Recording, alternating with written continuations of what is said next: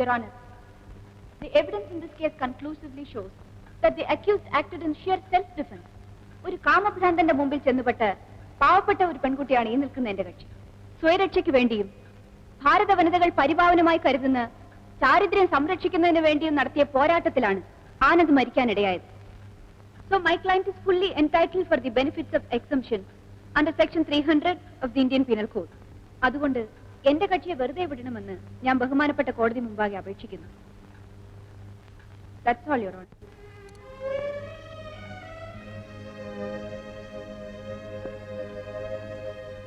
What do you say, Mr. Prosecutor? Your Honor, I am surprised to hear the submissions of my learned friend that the accused has committed this crime just to protect her chastity.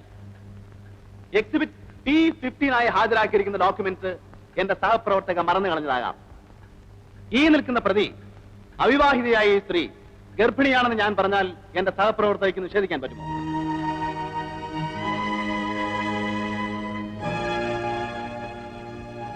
No, you can't. അവിവാഹിതയായ നിങ്ങൾക്കിപ്പോൾ 3 മാസം ഗർഭമുണ്ടെന്ന് ഞാൻ പറഞ്ഞാൽ നിങ്ങൾക്ക് നിഷേധിക്കാൻ പറ്റുമോ? ഇല്ല അല്ലേ? I object, Your Honor.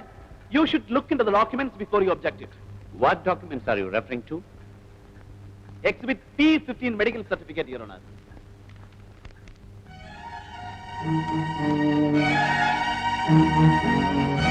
Objection overruled. You can proceed. സ്ത്രീയുടെ ഏറ്റവും വലിയ സമ്പത്തെന്ന് വിശേഷിപ്പിക്കാവുന്ന ചാരിത്രത്തെക്കുറിച്ച് ബോധമുള്ള ഏതൊരു സ്ത്രീയും അവിഹിതമായി ഗർഭിണിയായാൽ കൂടി വയറ്റിൽ കിടക്കുന്ന കുഞ്ഞിന്റെ അച്ഛനാരാന്ന് പറയാൻ മടി കാണിക്കില്ല. ഇപ്പോഴെങ്കിലും നിങ്ങൾക്ക് പറയാൻ കഴിയുമോ നിങ്ങളുടെ വയറ്റിൽ കിടക്കുന്ന കുഞ്ഞിന്റെ അച്ഛനാരാണെന്ന്? No, you can't say. മാന്യന്മാരായ എല്ലാ തന്തമാരുടെയും പേര് പറയാൻ കഴിഞ്ഞില്ലെങ്കിലും ഒരാളുടെയെങ്കിലും പേര് പറയാൻ നിങ്ങൾക്ക് കഴിയും. Excuse me. May I make a submission, Your Honor? ഇതുവരെ റിലേ ചെയ്യാതിരുന്ന ഡോക്യുമെന്റ് ചില പ്രത്യേക സാഹചര്യങ്ങളിലൂടെ കോടതി മുമ്പാകെ ഉന്നയിച്ചിരിക്കുകയാണ്. So, I have to take further instructions from my client. They are arguing on the evidence already adduced. What do you say, Mr. Prosecutor? I have no objection, Your Honor, in my learned friend taking any number of instructions from her client.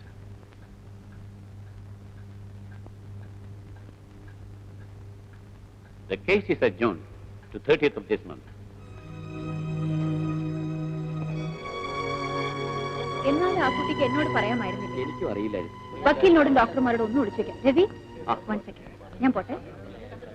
ഇന്നത്തെ performance കലക്കിയിട്ടുണ്ട്. Sasikala ഒട്ടും മോശമില്ലായിരുന്നു. സ്വന്തം വർഗമായതുകൊണ്ടായിരിക്കും ഇത്ര ആവേശം. നാട്ടിൽ പെട്ടപ്പോ ഇന്നലെ ഹസ്ബൻഡിന് കോട്ടയത്തേക്ക് transfer ആയി കേട്ടോ. അറിഞ്ഞു. പണിഷ്മെന്റ് ട്രാൻസ്ഫർ ആണെന്നാണല്ലോ കേട്ടത്. ESI ഡോക്ടർ അല്ലേ, തൊഴിലാളികൾക്ക് ലീവ് എഴുതി കൊടുത്ത് കണ്ടവനം കാശ് വാങ്ങിക്കുന്നുണ്ടാവും. ട്രാൻസ്ഫറിന് അതൊരു കാരണം മാത്രം. ശശികലയാണ് ഡോക്ടറെ കോട്ടയത്ത് കൊണ്ടാക്കിയെന്ന് കേട്ടല്ലോ. പോയിരുന്നു. വരട്ടെ.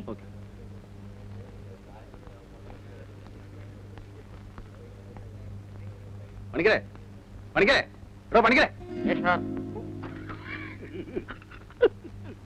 എന്താണോ ഇത്? കോടതി വന്നിട്ട് കിടന്നുറങ്ങുന്നു. ഞാൻ ഇന്നലെ ഒരു വെടിക്കെട്ട് കാണാൻ പോയി. സ്വല്പം കണ്ണടച്ചു. വായ കിടങ്ങനെ തുപ്പി കളഞ്ഞിട്ട് സംസാരിക്കണോ?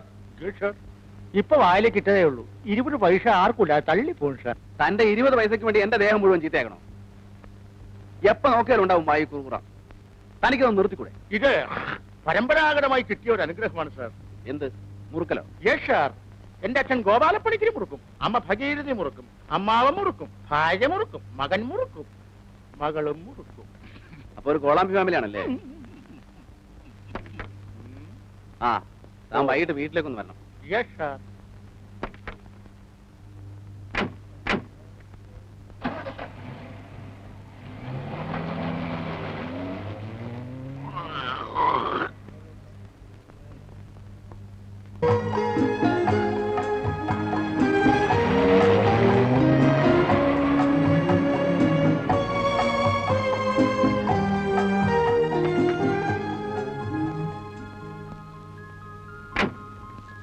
Good evening എന്തുകുട്ടി.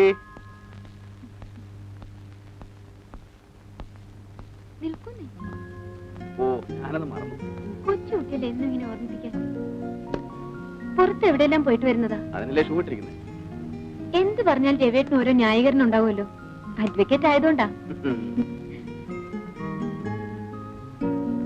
ഞാൻ പോയി ചായ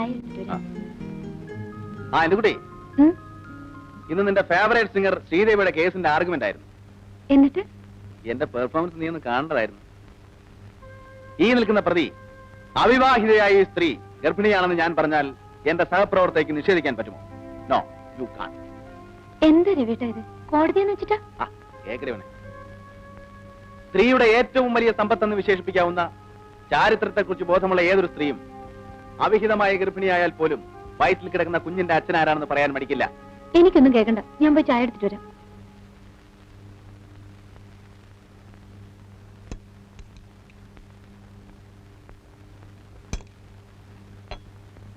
ശ്രീദേവിയെ കുറിച്ച് രവിട്ടൻ പറയുന്നത് കേട്ടിട്ട് എനിക്ക് വിശ്വസിക്കാൻ തോന്നില്ല. ആ കുട്ടി നിരപരാധിയാണെന്നാ എന്റെ മനസ്സ് പറയുന്നത്. ഞാനൊരു പബ്ലിക് പ്രോസിക്യൂട്ടറാണ്. എന്റെ ജോലി ഞാൻ ചെയ്യും. നീ കോളേജിൽ പഠിക്കുമ്പോ ആ കുട്ടിയുടെ ഗാനമേള കേട്ടിട്ടുണ്ടെന്ന് വെച്ച് അവൾ ഇങ്ങനെ ഒന്നും ചെയ്യില്ല എന്ന് നിനക്ക് തെളിയിക്കാൻ പറ്റുമോ? നീ അവിരത്തി വിളമ്പിക്കും. ശ്രീദേവിക്ക് സ്വന്തക്കാരും ബന്ധുക്കളുമായി ആരുമില്ല. അതുകൊണ്ടാണ് ഈ കേസ് ഞങ്ങൾ ട്രൂപ്പുകാർ തന്നെ ഏറ്റെടുത്ത് നടത്തുന്നത്. ആ കുട്ടി ഇങ്ങനെ ചെയ്യുമെന്ന് എനിക്ക് വിശ്വസിക്കാൻ കഴിയുന്നില്ല. അത്രയ്ക്ക് നല്ല സ്വഭാവമുള്ള പെൺകുട്ടിയാണ്. I agree. പക്ഷെ ഇനി പറഞ്ഞിട്ടെന്താ ഫലം? പ്രോസിക്യൂഷൻ അത്രയ്ക്ക് ശക്തമാണ്. ശ്രീദേവിയുടെ വയറ്റിൽ വളരുന്ന കുഞ്ഞിന്റെ അച്ഛൻ ആരാണെന്ന് അറിഞ്ഞിരുന്നെങ്കിൽ കേസിന് അല്പം ബലം കിട്ടിയേനെ. അതവളോട്ട് പറയുന്നില്ല. അല്ല, ശ്രീദേവിക്ക് അങ്ങനെ ആരെങ്കിലുമായി ബന്ധമുള്ളതായി? ഇല്ല, ഞങ്ങൾക്ക് അങ്ങനെ യാതൊരു അറിവുമില്ല. ഇനിയിപ്പോ വക്കീൽ സാറ് ചോദിച്ചാൽ ചിലപ്പോ എന്തെങ്കിലും പറഞ്ഞിരിക്കും. ശരി, ഇല്ല, എനിക്കൊന്നും പറയാനില്ല.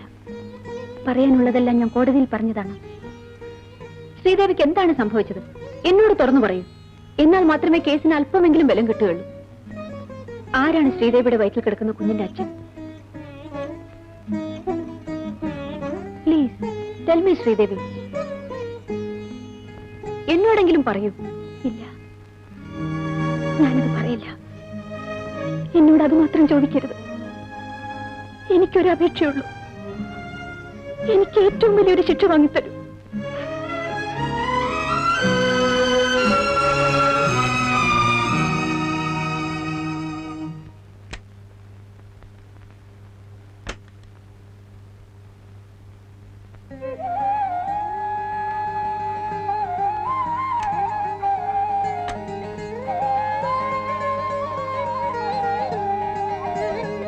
ദൈവത്തിനുള്ളത് ദൈവത്തിനും സീസറിനുള്ളത് സീസറിനും എന്നല്ലേ പറയാറ്?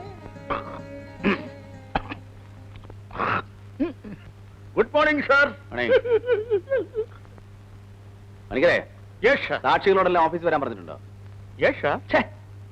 എന്ത് ചോദിച്ചാലും S R S R S R. ഇതെന്താ പോലീസ് സ്റ്റേഷനാണ്? Yes sir. ഞാൻ പണ്ട് പോലീസിലായിരുന്നല്ലോ. വർഷങ്ങളായിട്ടുള്ള ശീലം കൊണ്ട് നാം എപ്പോഴും അങ്ങനെ വഴങ്ങും. ഒരു യെസ്.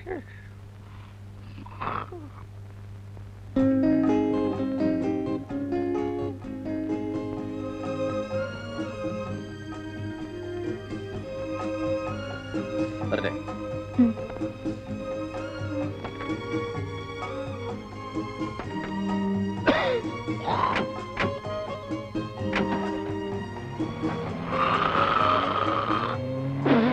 എന്താണോ ഇത്?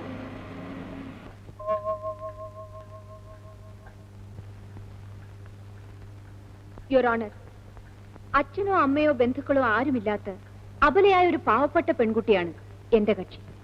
പ്രത്യേകിച്ച് സംഗീതത്തെ സ്നേഹിക്കുന്ന ഒരു കലോപാസകയും. അങ്ങനെയുള്ള ഈ പെണ്ണിന് ഒരിക്കലും ഒരാളെ കൊലപ്പെടുത്താൻ കഴിയില്ല. മദ്യപിച്ച് ലക്കില്ലാതെ തന്നെ അപമാനിക്കാൻ ശ്രമിച്ച ആനന്ദുമായിട്ടുള്ള സ്ട്രഗിളിങ്ങിനിടയിൽ ഷോക്കേറ്റ് വീണ് ചിറവ് ദേഹത്ത് കയറി സ്വയം മരിച്ചതാണ് ആനന്ദെന്ന് എനിക്ക് തീർത്തു പറയാൻ കഴിയും. I have nothing more to submit. Your honour, നല്ലവളായ നിരപരാധിയായ എന്റെ കക്ഷിയോട് ദയവുണ്ടാകണമെന്ന് മാത്രമേ ബഹുമാനപ്പെട്ട കോടതിയോട് എനിക്ക് അപേക്ഷിക്കാനുള്ളൂ. That's all your honour. ദയ, എന്ത് തെറ്റ് ചെയ്താലും നിർലോഭം ഉപയോഗിക്കാവുന്ന രണ്ട് പദങ്ങളുണ്ട് മലയാളത്തിൽ: ദയ, മാപ്പ്. ഒരു കൊലപാതകം ചെയ്ത ഈ സ്ത്രീക്ക് വേണ്ടിയും എന്റെ സഹപ്രവർത്തക ആവശ്യപ്പെടുന്നത് ദയാണ്. യുവർ ഓണർ, കലയുടെ പേരും പറഞ്ഞ് രാത്രിയും പകലുമില്ലാതെ അബദ്ധസഞ്ചാരം നടത്തുന്ന ഈ സ്ത്രീയെ നല്ലവളായിട്ട് ചിത്രീകരിക്കാൻ എന്റെ സഹപ്രവർത്തകയ്ക്ക് വളരെയേറെ ബുദ്ധിമുട്ടേണ്ടി വന്നു. നല്ലവൾ എന്നാൽ സ്വഭാവശുദ്ധിയുള്ളവൾ എന്നാണ് അർത്ഥമെന്നത് എന്റെ സഹപ്രവർത്തകയ്ക്ക് അറിഞ്ഞുകൂടായിരിക്കാം. പിതാവ് ആരാണെന്ന് അറിയാതെ ഒരു കുഞ്ഞിനെ ഗർഭത്തിൽ ചുമക്കുന്ന ഈ സ്ത്രീയെ എങ്ങനെ നല്ലവളെന്ന് വിശ്വസിക്കാൻ കഴിയും? ഈ നഗ്നമായ സത്യം ഒന്നുകൊണ്ട് തന്നെ കലയുടെ മറവിൽ വ്യഭിചാരം നടത്തിയിരുന്ന ഒരു സ്ത്രീയാണ് പ്രതി എന്നുള്ളത് സ്പഷ്ടമാണ്.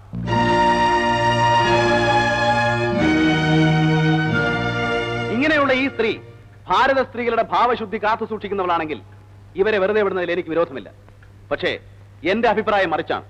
She deserves the maximum punishment.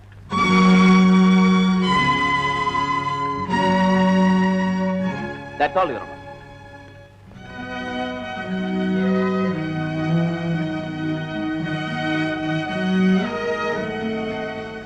നിങ്ങൾക്കിതേക്കുറിച്ച് കോടതിയോട് എന്തെങ്കിലും പറയാനുണ്ടോ? ബഹുമാനപ്പെട്ട കോടതിക്ക് ദയവുണ്ടായി എന്നെ തൂക്കിക്കൊല്ലാൻ വിധിക്കണമെന്ന അപേക്ഷ എനിക്കുള്ളൂ.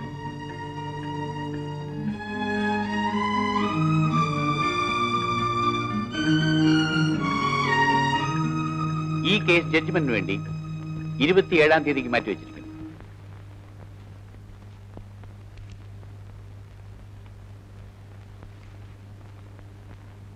ശ്രീദേവിക്ക് ശിക്ഷ കിട്ടോ രവിട്ട? കുറ്റം ചെയ്താൽ പിന്നെ ശിക്ഷ കിട്ടില്ലേ? സത്യത്തിൽ ആ കുട്ടിയെ വെറുതെ വിടേണ്ടതാട്ടോ. കൊലപാതകം ചെയ്തിട്ടോ? മാനം രക്ഷിക്കാൻ വേണ്ടി പെട്ടെന്ന് അങ്ങനെ സംഭവിച്ചതാവും. മാനം രക്ഷിക്കാൻ വേണ്ടിയാണെങ്കിൽ തന്ത ആരാണെന്ന് അറിയാത്ത ഒരു കുഞ്ഞിനെ അവളെ ഗർഭം ധരിക്കുമോ? She's carrying 3 months. എന്തോ പറഞ്ഞു കേട്ടിടത്തോളം ആ കുട്ടി നിരപരാധിയാകാനാണ് സാധ്യത. രവിയേട്ടൻ എന്തിനാ ഈ വക കേസെല്ലാം ഏറ്റെടുക്കുന്നത്? കൊള്ളാമല്ലോ. എന്റെ പൊന്നുമോളെ, ഞാനൊരു സർക്കാർ വക്കീല. പ്രതികളോടൊക്കെ അനകമ്പ് കാണിക്കാൻ പോയാലേ നമ്മുടെ കഞ്ഞൂടി മുട്ടും. എന്നാലും രവിയേട്ട, നീ ഒന്നും മിണ്ടാതിരിക്കുന്നുണ്ടോ? എന്നെ കൊണ്ട് ജോലിയൊന്നും ചെയ്യിക്കില്ലെന്ന് വെച്ചാ വെറുതെ ഓരോന്നും ചോദിച്ചിട്ടുണ്ട്. വന്നു കിടന്ന് ഉറങ്ങാൻ നോക്ക്. ഞാൻ എന്ത് പറഞ്ഞാലും രവിയേട്ടന് ദേഷ്യോ? ശ്രീദേവിയുടെ സ്ഥാനത്ത് ഞാനായിരുന്നെങ്കിൽ രവിയേട്ടൻ ഈ കേസ് വാദിക്കുമായിരുന്നു. നീ വേണ്ടാത്തൊന്നും ആലോചിക്കാതെ കിടന്നുറങ്ങാൻ നോക്ക്.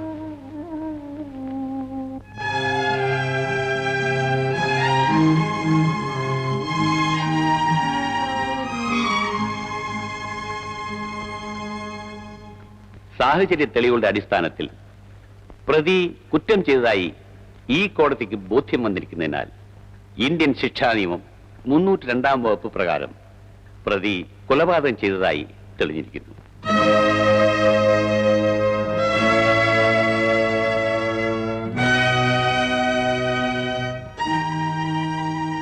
പ്രതി കുറ്റക്കാരിയാണെങ്കിലും പ്രതി കുറ്റം ചെയ്യാനിടയാക്കിയ സാഹചര്യങ്ങളും പ്രതി ഗർഭിണിയാണെന്നുള്ള വസ്തുതയും കണക്കിലെടുത്ത് പ്രതിയെ 7 വർഷം സാധാരണ തടവിന് ശിക്ഷിച്ചിരിക്കുന്നു.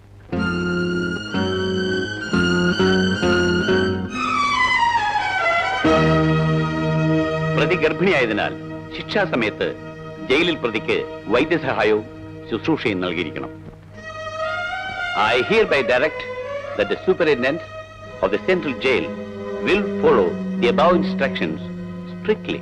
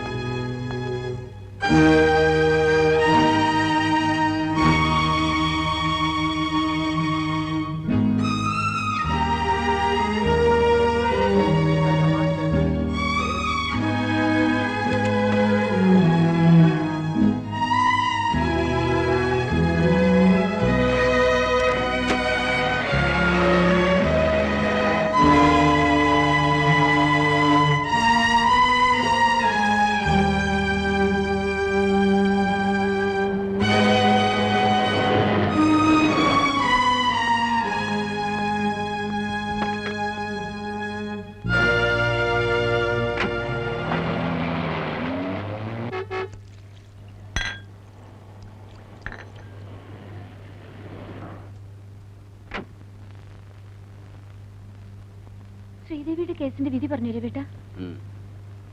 ആ കുട്ടി വെറുതെ വിട്ടോ? ഇല്ല, 7 വർഷം ശിക്ഷിച്ചു. അയ്യോ പാവം, ആ കുട്ടിയെ ജയിലിലേക്ക് കൊണ്ടുപോയി രവിട്ട. നിനക്ക് ഇതേക്കുറിച്ചല്ലാതെ വേറെ ഒന്നിനെ കുറിച്ചും ചോദിക്കാനില്ലേ?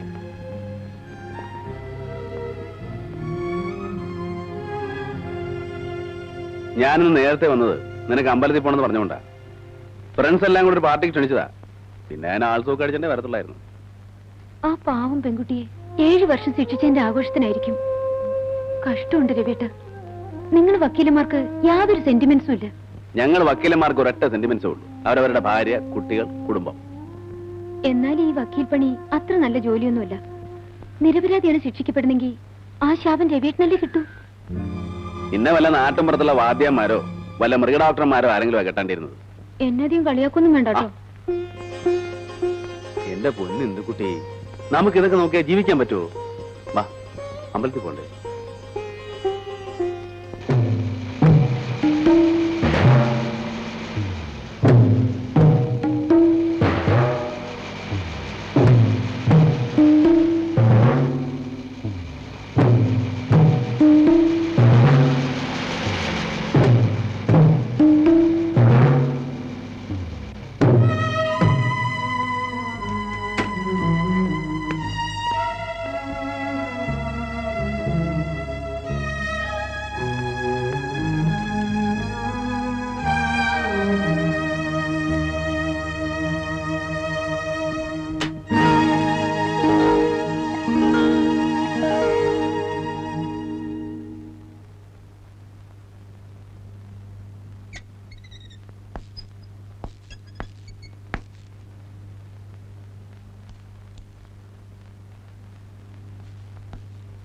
വിളിക്കൂ.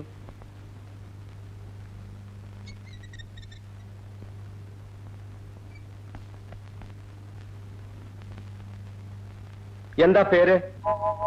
ശ്രീദേവി. ഗർഭിണിയാണല്ലേ?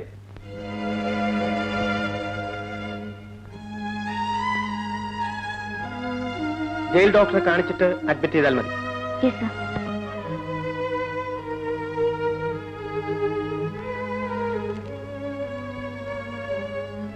പൊയ്ക്കോളൂ. Sir, you can go.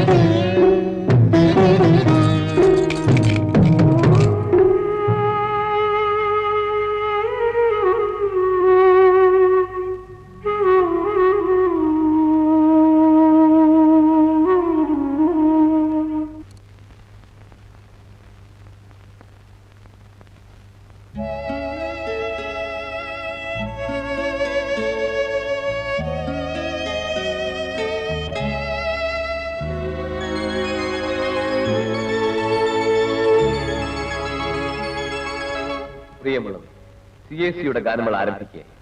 ആദ്യമായി ഇനി എത്ര രാഗങ്ങൾ എന്ന ചിത്രത്തിലെ ഒരു ഗാനം പാടുന്നത് ശ്രീദേവി.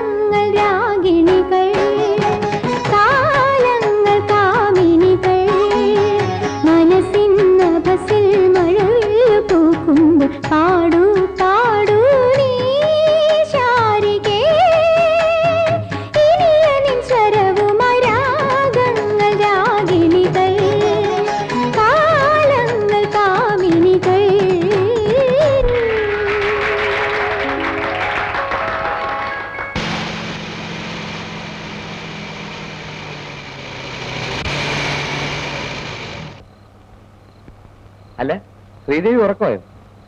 വീടെത്തി. വരട്ടെ. ശരി.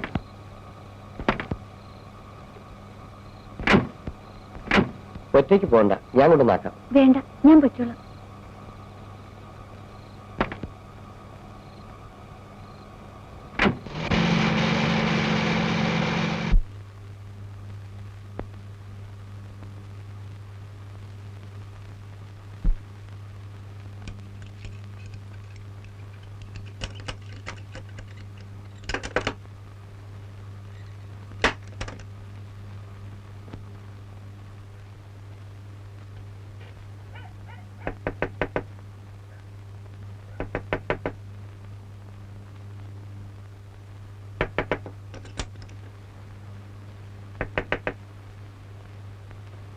ആരാ? ട്രൂപ്പിൽ നിന്ന് മാനേജർ സാർ പറഞ്ഞിട്ട് വന്നതാ.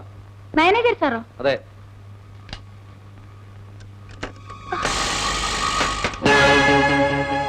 നിങ്ങളോ? എന്തായി പാതിരാത്രി? എന്നെ തീരെ പ്രതീക്ഷിച്ചില്ലല്ലേ? ട്രൂപ്പ് മാനേജറുടെ പേര് പറഞ്ഞാലേ വാതിൽ തുറക്കൂന്ന് എനിക്കറിയാം. ഒരു ചെറിയ കള്ളം പറയേണ്ടി വന്നു. നിങ്ങൾ എന്തിനാണ് ഇപ്പോൾ ഇങ്ങോട്ട് വന്നത്? സുന്ദരിയായ ഒരു പെൺകുട്ടി തനിച്ച് താമസിക്കുന്ന വീട്ടിൽ ആരോഗ്യവും കരുത്തുമുള്ള ഒരു ചെറുപ്പക്കാരൻ പാതിരാത്രി കയറി വരുന്നത് എന്തിനായിരിക്കും? മര്യാദയ്ക്ക് ഇവിടുന്ന് പോകും. ഇല്ലെങ്കിൽ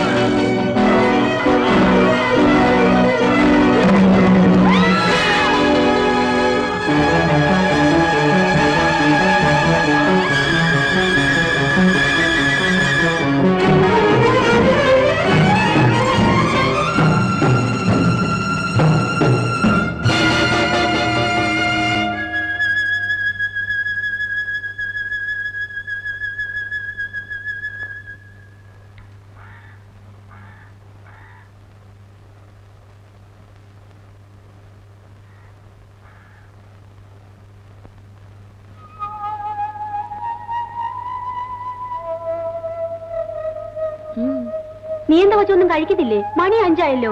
ആദ്യമൊക്കെ ഇങ്ങനെയാ, 1-2 ദിവസത്തേക്ക് ഒന്നും കഴിക്കാൻ തോന്നൂല. പിന്നെ കൈ കിട്ടുന്നതൊക്കെ വാരി വലിച്ചു തിന്നോളൂ. എന്താ അവിടെ? ഒന്നുമില്ല. മതി മതി പോ.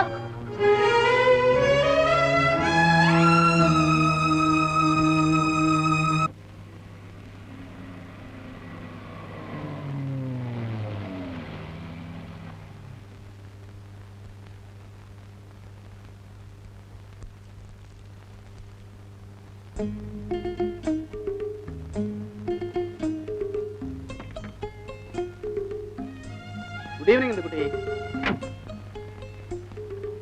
എന്താ വീട്ട് എന്ന് ലേറ്റായി? ഉച്ചയ്ക്ക് ഫോൺ ചെയ്യാന്ന് പറഞ്ഞിട്ട് എന്താ വിളിക്കായിരുന്നത്? ഉച്ചയ്ക്ക് വേറെ എവിടെയെങ്കിലും പോയിരുന്നോ? എന്ത് ചോദിച്ചാലും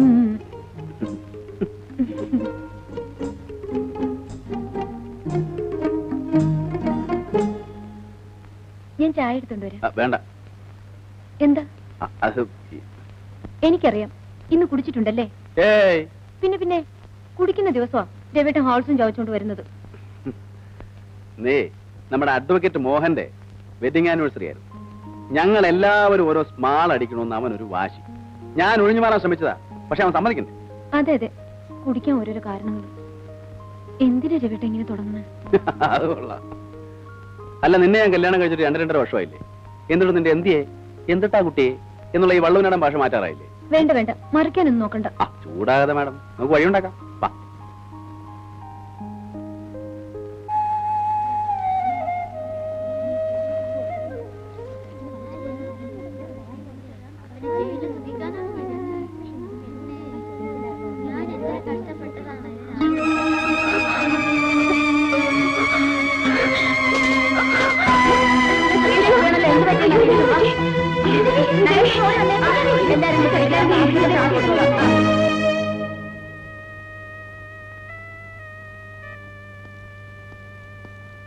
എന്താണ് ഡോക്ടർ? കുഴപ്പമൊന്നുമില്ല, ഗർഭത്തിന്റെ ലക്ഷണമാണ്. അല്പ പ്രശ്നമുണ്ട്. തൽക്കാലത്തേക്ക് ഞാൻ ഇഞ്ചക്ഷൻ കൊടുക്കാം. ശരി.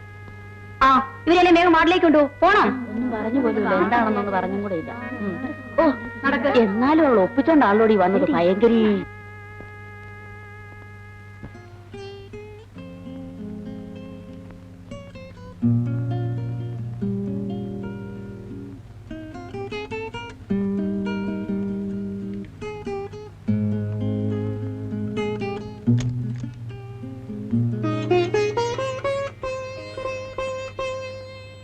പിന്നെ പഴയ പോലെ ഓടിച്ചാടി നടന്ന ശരീരം ഒന്നും അളക്കരുത്.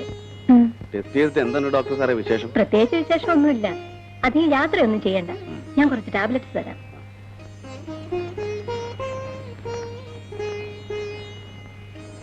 അപ്പോഴേ എന്താ ഡോക്ടർ സൂക്ഷിക്കണമെന്ന് പറഞ്ഞു? ചുമ്മാ ഇരിക്കെ വിട്ട.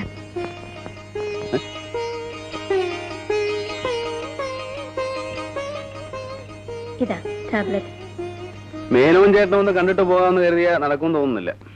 വരേണ്ട സമയം കഴിഞ്ഞു. ഡ്യൂട്ടി കഴിഞ്ഞാ എവിടെയും കറങ്ങാതെ നേരെ വീട്ടിലെത്തണമെന്ന് ഞാൻ പറഞ്ഞിട്ടുള്ളതാ. ശാന്തർത്തി, മേനോൻ ചേട്ടന്റെ പേര് വീരരാഘവ മേനോൻ എന്നാണെങ്കിലും വീട്ടിൽ വന്ന ശാന്തരാഘവ മേനോനായിട്ട് മാറുമല്ലോ. അത് രവി എന്നെ ഒന്ന് വാരിയതാണല്ലോ. ആ, സൂപ്രണ്ട് സാർ വന്നു തോന്നുന്നു.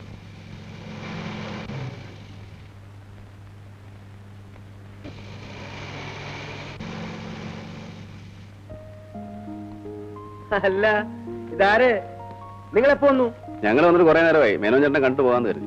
ഇവർ കാപ്പ് കൊടുത്തു ശാന്തമ്മ? അതൊക്കെ എപ്പോഴേ കഴിഞ്ഞു. പോട്ടെ എടുത്തി. പറഞ്ഞതൊക്കെ മറക്കരുത്. മരുന്ന് മുടങ്ങാതെ കഴിക്കണം. വരട്ടെ. ഓക്കെ. വരട്ടെ.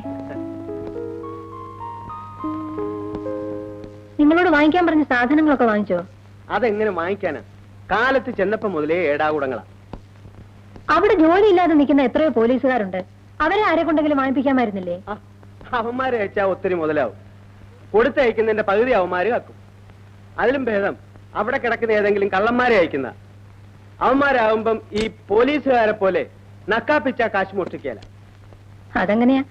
നിങ്ങളൊക്കെ അല്ലേ മാർഗദർശികള്. പോകാൻ രവിട്ട, സമയം ഒരുപാടായി.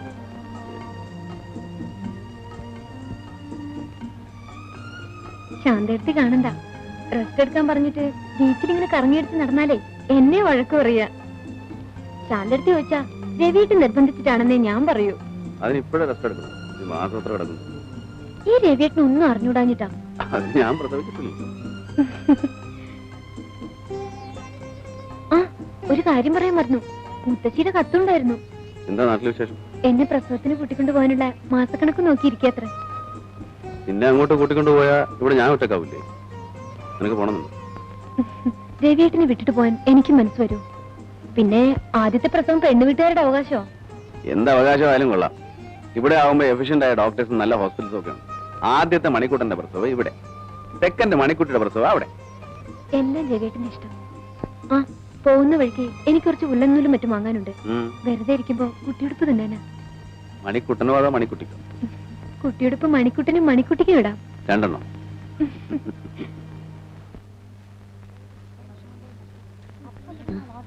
ഇന്ത്യക്ക് വണ്ണം കുറയുന്നില്ലല്ലോ. അതെങ്ങനെ കുറയാനാ? നമ്മുടെ റേഷനല്ലേ തിന്നുന്ന. ഒരു പുതിയ സാധനം വരുന്നുണ്ട്.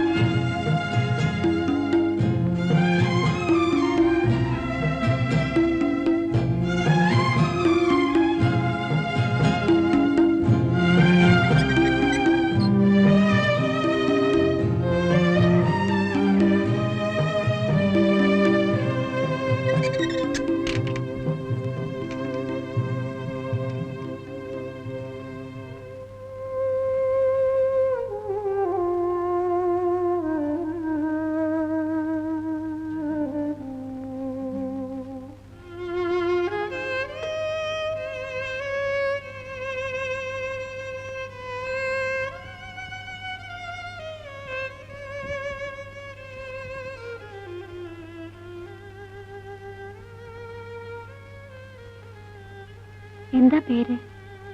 രജനി. എന്ത് തെറ്റ് ചെയ്തിട്ടാ രജനി ഇവിടെ?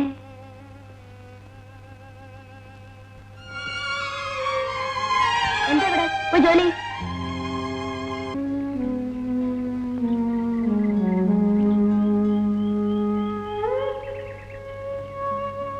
ശ്രീദേവിക്ക് ഇവിടുന്ന് പുറത്തു പോയാ പുതിയൊരു ജീവിതം ഉണ്ടാവുമെന്ന് പ്രതീക്ഷിക്കെങ്കിലും ചെയ്യാം.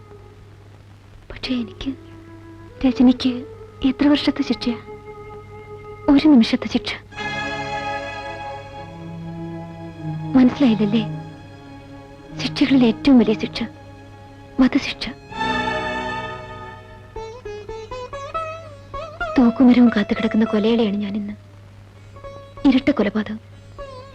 തൂക്കിക്കൊല്ലുന്നതിന് മുമ്പുള്ള വിശ്രമ സമയമാണ് എനിക്കിപ്പോ. ഒരു കണക്കിന് ജീവപര്യന്തത്തേക്കാൾ സുഖമുള്ള ശിക്ഷയാണ് വധശിക്ഷ. വർഷങ്ങളോളം ഇരുമ്പഴികൾക്കുള്ളിൽ കിടന്ന് ആത്മപീഡനം അനുഭവിക്കേണ്ടല്ലോ. ഇനി 5 മാസവും 5 ദിവസവും. സെപ്റ്റംബർ 15-ാം തീയതി വ്യാഴാഴ്ച രാവിലെ എന്റെ കഴുത്തിൽ ഒരു നിമിഷം കൊണ്ടുള്ള സുഖകരമായ മരണം.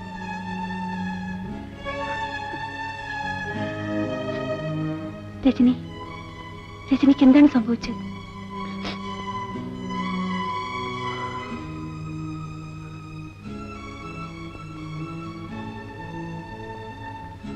ഞാൻ എന്റെ ഭർത്താവിനെയും രണ്ടാനമ്മയെയും വെട്ടിക്കൊന്നു.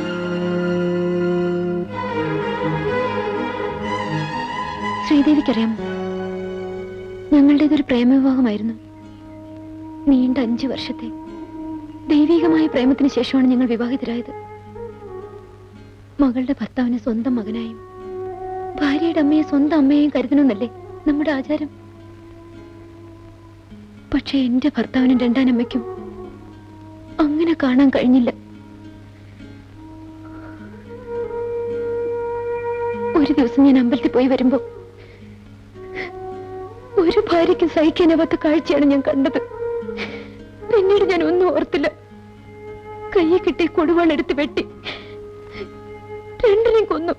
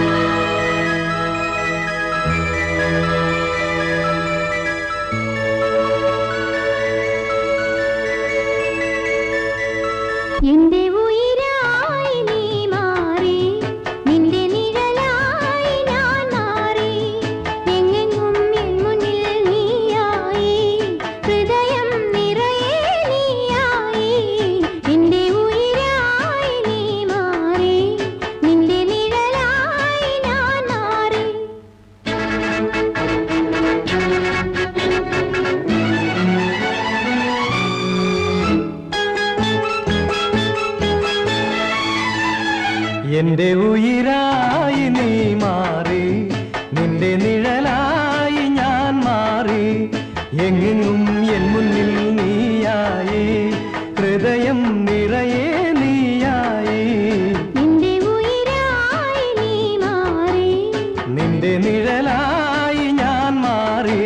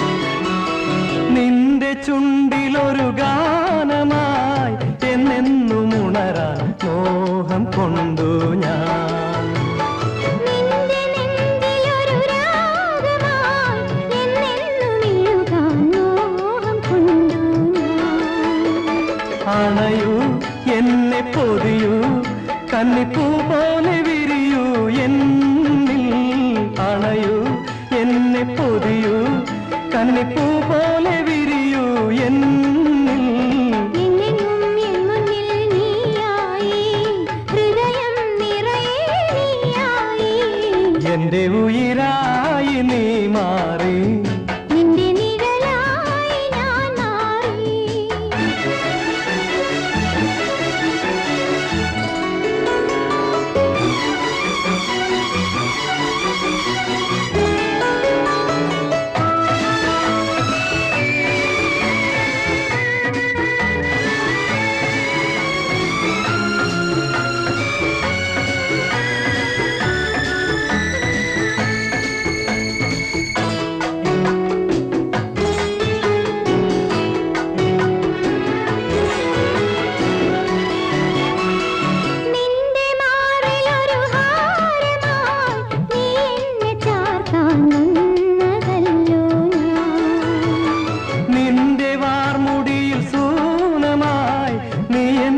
ചൂടാൻ വന്നതല്ലോ ഞാൻ അണയൂ മെയ്യിൽ പടരൂ മഞ്ഞിൻ കണപോലെ അലിയൂ അണയൂ മെയ്യിൽ പടരൂ മഞ്ഞിൻ കണപോലെ അലിയൂ എങ്ങെങ്ങും എൻ മുന്നിൽ നീയായേ ഹൃദയം നിറയെ നീയായേ നിന്റെ ഉയിരായി നീ മാറി നിന്റെ നിഴലായി ഞാൻ മാറി നിന്നെങ്ങും എൻ മുന്നിൽ നീയായി ഹൃദയം നിറയെ നീയായി നിന്റെ ഉയിരായി നീ മാറി നിന്റെ നിഴലായി ഞാൻ മാറി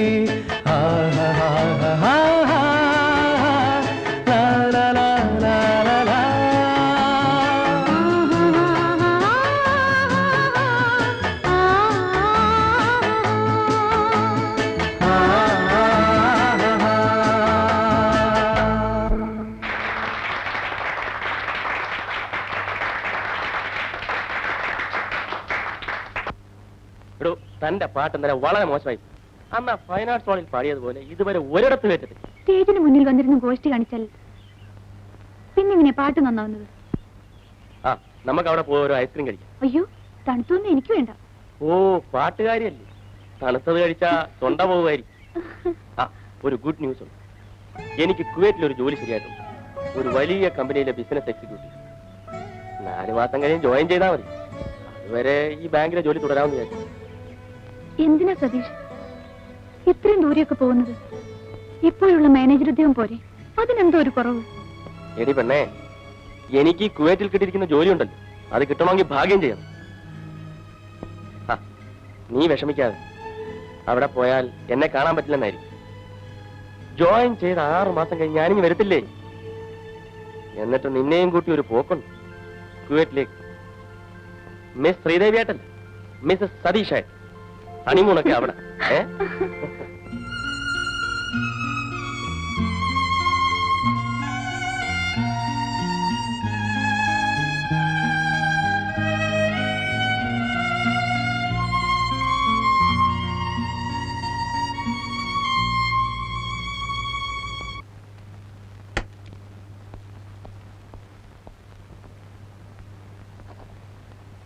എന്റെ വാച്ച് എവിടെ? ശാന്തമ്മേ, ഇതെവിടെ കൊണ്ട് വെച്ചു?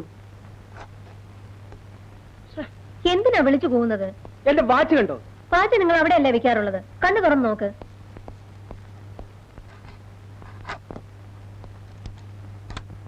എന്റെ പേഴ്സും കാണുന്നില്ലല്ലോ. അയ്യോ, എന്റെ വാച്ചും കാണുന്നില്ല, ഹാൻഡ് ബാഗും ഇല്ല. ഇന്നലെ ശമ്പളം വാങ്ങിച്ച മുഴുവൻ രൂപയും അതിലുണ്ടായിരുന്നു. എന്റെ ബാഗിലും ഉണ്ടായിരുന്ന രൂപ.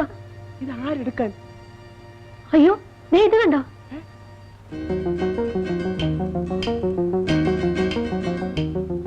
ഇത് കള്ളം കയറിയതാണല്ലോ. നീ ആ സ്വർണ്ണപ്പട്ടങ്ങളൊക്കെ ഉണ്ടോ നോക്കി? അതൊക്കെ എവിടെയുണ്ട്? ചേടാ, നാണക്കേടായല്ലോ. ജയിൽ സൂപ്രണ്ടിന്റെ വീട്ടിൽ കള്ളം കയറിയ നാളെ പത്രക്കാരെഴുതുമല്ലോ. നിങ്ങൾക്ക് പത്രക്കാരറിയുന്നല്ല വിഷമം. പോയ സാധനങ്ങൾ കിട്ടാൻ എന്തെങ്കിലും വഴി നോക്ക്.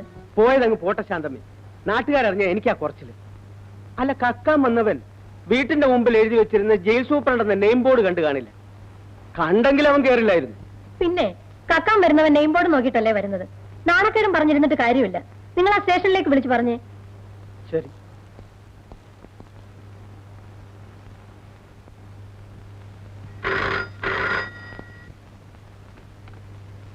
Hello hello, police station. Good morning sir.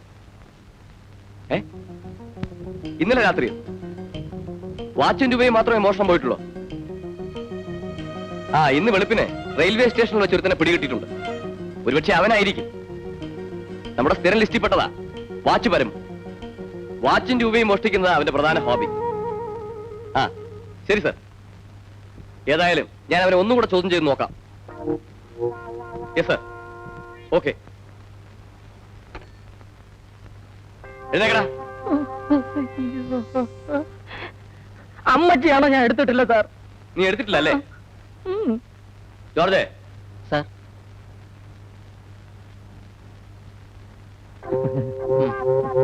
ഇങ്ങോട്ട് നീങ്ങിക്കടാ.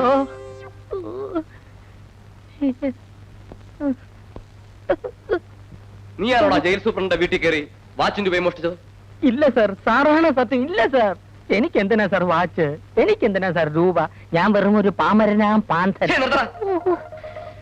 ഇവനെ ശരിക്ക് ചോദ്യം ചെയ്തില്ലേ? ഇവനെ ഞങ്ങൾ ശരിക്ക് പെരുമാറിയത് സാർ. എന്നിട്ട് ഇവൻ എടുത്തിട്ടില്ലെന്നാ പറയുന്നത്. അയ്യോ, നീ സത്യം പറയില്ലടാ. അയ്യോ, അങ്ങനെ ഒരു പിടിഭാഷ എനിക്കില്ല സാർ. ഏത് സത്യവും ഞാൻ പറഞ്ഞു വരുമ്പോ കളവായി പോകും. ഈ ലോകം തന്നെ സത്യമല്ല, മിഥ്യയാണ് സാർ. പാലിക്കാനും പുതലേ. നിന്നെ എത്ര തല്ലിയാണ് നീ സത്യം പറയില്ലെന്ന് എനിക്കറിയാം. പറയിപ്പിക്കാൻ ഒരു വഴിയുണ്ട്. ആ സ്റ്റൂൾ ഇങ്ങനെ തൂക്കിയ. ഇതെന്തിനാ സാർ? എനിക്ക് വേണ്ട സാറിന്റെ മുമ്പിൽ ഞാൻ എന്നോളാം. കിട്ടിയോ ജോർജെ? കിട്ടി. ആ,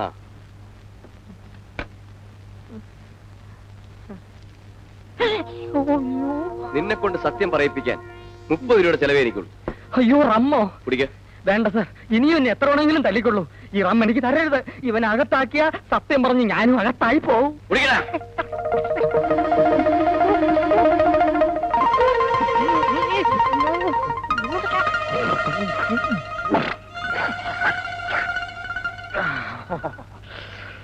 തൊടാൻ കുറച്ച് അച്ചാർ കിട്ടുമോ? നിന്റെ അച്ചാർ ബാക്കിയോടെ കുടിക്കണം.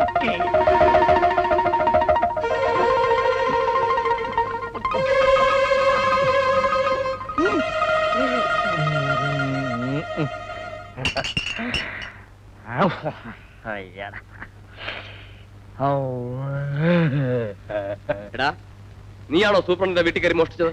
സൂപ്രണ്ടിന്റെ വീട്ടിൽ കയറി മോഷ്ടിച്ചതെന്ന്? പിന്നല്ലാതെ.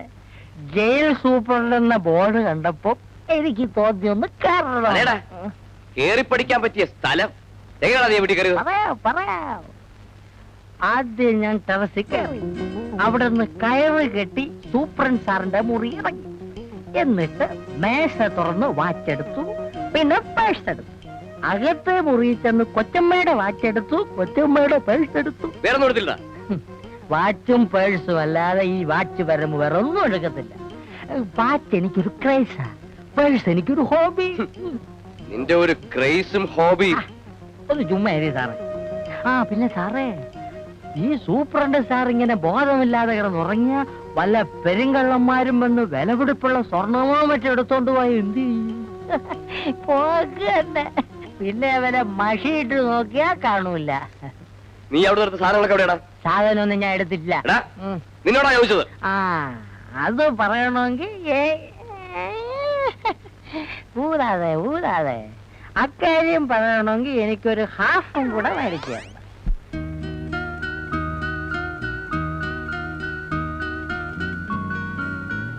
ബോഡി വളരെ വീക്കാണ്. ജനറൽ ഹോസ്പിറ്റലിൽ അഡ്മിറ്റ് ചെയ്യാൻ ഞാൻ സൂപ്രണ്ടിനോട് പറയാം.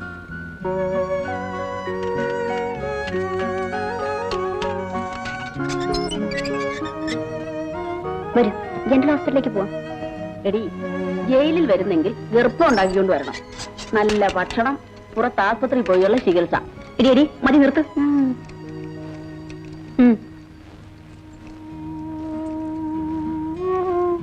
എടി, നമ്മൾ ഓരോ ഗർഭം ഉണ്ടാക്കിക്കൊണ്ട് വന്നിരുന്നെങ്കിൽ നമുക്കും പുറത്തു പോയി ചുറ്റിക്കറങ്ങാമായിരുന്നു. അത് നേരത്തെ ആലോചിക്കണമായിരുന്നു.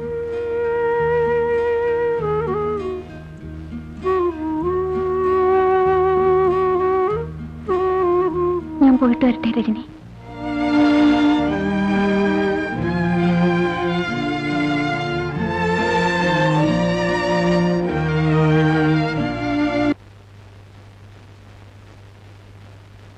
ഈ ക്യാപ്സൂൾസും ടോണിക്കും കഴിക്കണം. ഒരാഴ്ച മുടങ്ങാതെ ഇഞ്ചക്ഷനും എടുക്കണം. എന്നും ഇഞ്ചക്ഷൻ എടുക്കാൻ ഇന്ദുവിന്റെ കൂടെ രവിക്ക് വരാൻ പറ്റുമോ? ഹിന്ദു കല്യാണിയമ്മയും കൂട്ടി വന്നോളൂ. ഭാര്യമാര് ഗർഭിണിയായ ഭർത്താക്കന്മാർക്ക് ജോലിയായി. ഫസ്റ്റ് ഡെലിവറിക്കേ ഉള്ളൂ ഭർത്താക്കന്മാർക്ക് ടെൻഷൻ. അത് കഴിഞ്ഞാൽ പിന്നെ റൊട്ടീൻ ആയിക്കൊള്ളും. അപ്പൊ ഞങ്ങൾ ഇറങ്ങട്ടെ.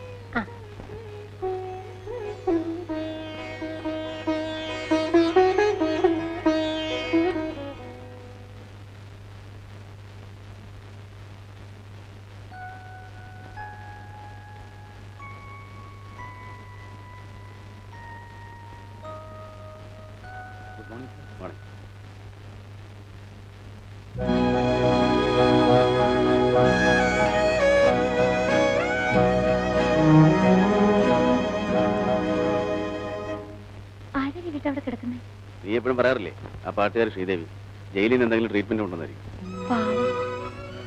നമുക്കൊന്ന് പോയി കണ്ടിട്ട് എന്തിനാ ഇന്ദു വെറുതെ ആവശ്യമില്ലാതെ? ഒരു മിനിറ്റ് ഇപ്പൊ വരാന്നേ. ആ നീ പോട്ടോ, ഞാൻ ഇവിടെ ചെൽ. ആരാ? ഞാൻ ഈ കുട്ടിയൊന്ന് കാണാൻ വന്നതാ.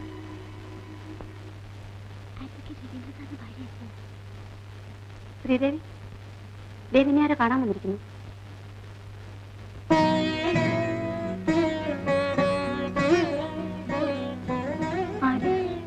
എന്റെ പേര് ഇന്ദു. ഞാൻ ഡോക്ടർ ശാന്തേടത്തി ഒന്ന് കാണാൻ വന്നതാ. ശ്രീദേവി എന്നല്ല പേര്. അതെ. എങ്ങനെ അറിയാം? എനിക്കറിയാം. എന്താ അസുഖം?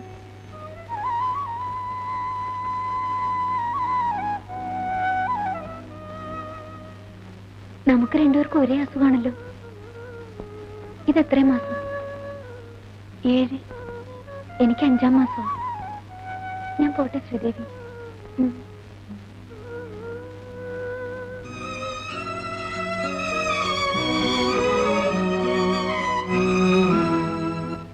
രവിയേട്ടനല്ലേ ശ്രീദേവിക്ക് ശിക്ഷ വാങ്ങിച്ചു കൊടുത്തത്? ശാപം കിട്ടുമെന്ന് എനിക്ക് പേടി. പെണ്ണ് മനസ്സുകൊണ്ട് ശപിച്ച എന്താ ഉണ്ടാവുമെന്നറിയോ? വീട്ടിലുള്ളവർക്ക് അതിന്റെ ദോഷം. നീ ഒന്നും മിണ്ടാതിരിക്കുന്നുണ്ടോ? ഞാനിതൊന്ന് വായിച്ചു തീർത്തോട്ടെ. രാത്രി കുറച്ചു നേരം എന്തെങ്കിലും വിശേഷം പറയാൻ രവിയേട്ടന് കിട്ടും. അപ്പൊ എന്തെങ്കിലും വായിച്ചുകൊണ്ടിരിക്കും. ഇങ്ങോട്ടാ ഞാൻ പറഞ്ഞതുവല്ലോ രവിയേട്ടൻ ശ്രദ്ധിച്ചോ? എന്ത് ശ്രദ്ധിക്കാൻ? നിനക്ക് ആപ്പാടെ ഒരു സബ്ജക്റ്റിലേ ഉള്ളൂ. ഹോസ്പിറ്റലിൽ വെച്ചാ പെണ്ണെ കാണിച്ചു തരാൻ പോയത് അബദ്ധമായി. ആ കുട്ടിയെ കണ്ടാലറിയാം നിരപരാധിയാണെന്ന്. നാളെ ഞാൻ ആശുപത്രി പോകുമ്പോ ആ കുട്ടിക്ക് എന്തെങ്കിലും വാങ്ങിച്ചു കൊടുക്കും. ചേടാ, ഞാൻ കേസ് വാദിച്ച് ശിക്ഷ വാങ്ങിക്കൊടുക്കുന്ന പെണ്ണുങ്ങളെയല്ലേ എന്റെ ഭാര്യ പോയി കാണുക, കുശലം പറയുക, അവർക്ക് വേണ്ട സഹായങ്ങൾ എത്തിച്ചു കൊടുക്കുക. നല്ല ഏർപ്പാടാണല്ലോ. നിനക്ക് ആ പെണ്ണിന്റെ ഗാർഡിയൻഷിപ്പ് ഏറ്റെടുക്കാനുള്ള വല്ല പരിപാടിയുണ്ടോ?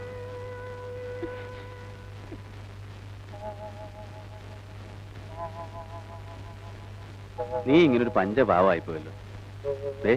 വെറുതെ ആവശ്യമില്ലാത്ത കാര്യങ്ങളൊക്കെ ചിന്തിച്ച് ടെൻഷൻ ഉണ്ടാക്കിയല്ലേ അതിന്റെ ക്ഷീണം ഉണ്ടാവുന്ന നമ്മുടെ മണിക്കൂട്ടനാ.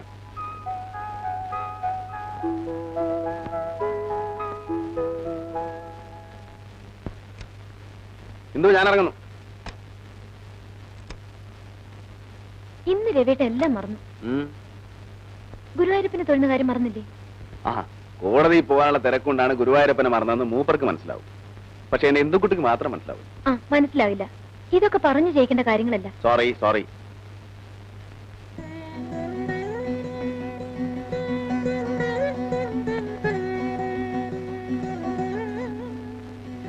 ഇന്ന് നേരത്തെ വരില്ല രവിയേട്ട? എന്താ വിശേഷം വല്ലതും ഉണ്ടോ? വിശേഷം വല്ലതുണ്ടെങ്കിൽ മാത്രമേ നേരത്തെ വരുള്ളൂന്നുണ്ടോ? അല്ല, മുത്തശ്ശിയുടെ പിറന്നാളാണെന്ന്, മുത്തശ്ശന്റെ ശ്രാദ്ധമാണെന്ന് നോക്കി ഇടയ്ക്ക് ഇന്ദുക്കുട്ടി പറയാറില്ലേ? അതുപോലെ വല്ലതുമാണെന്ന് അറിയാൻ ചോദിച്ചത്. അതൊന്നുമല്ല. വൈകിട്ട് നമുക്കൊന്നിച്ച് അമ്പലത്തിലൊന്ന് പോണം. എന്താ പ്രത്യേകിച്ച്? അതൊക്കെ വൈകുന്നേരം വന്നിട്ട് പറയാം. ഓ, സസ്പെൻസ് ആണല്ലേ.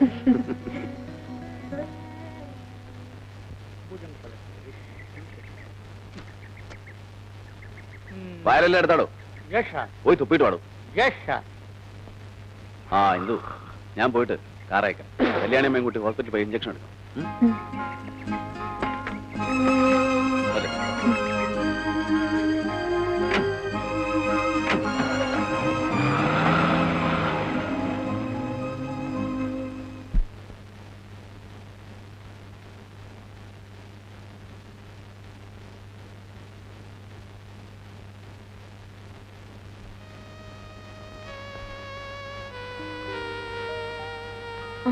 കല്യാണിമേ, ശാന്തടുത്തി മുറിയിലുണ്ടോ നോക്കിയേ. ഞാനിപ്പോ വരാം.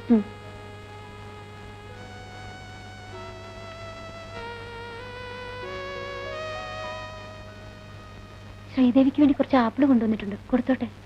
പുറത്തുനിന്ന് കൊണ്ടുവരുന്ന സാധനങ്ങളൊന്നും കൊടുക്കാൻ പാടില്ലെന്ന് നിയമം. ശരി, കൊടുത്തോളൂ. എന്തിനാ ഇതെല്ലാം? ആപ്പിൾ കഴിക്കാൻ പാടില്ലെന്ന് ഡോക്ടർ പറഞ്ഞിട്ടൊന്നുമില്ലല്ലോ. ആരാണെന്ന് എനിക്ക് മനസ്സിലായില്ല.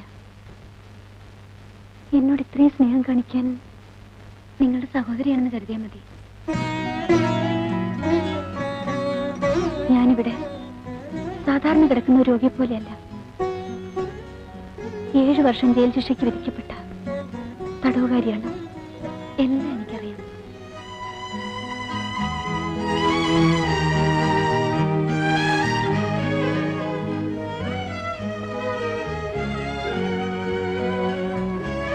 ആഹാ, ഇന്ദു ഇവിടെ വന്ന് നിൽക്കുകയാണോ? ഇഞ്ചക്ഷൻ എടുക്കണ്ടേ? വരൂ. വരട്ടെ.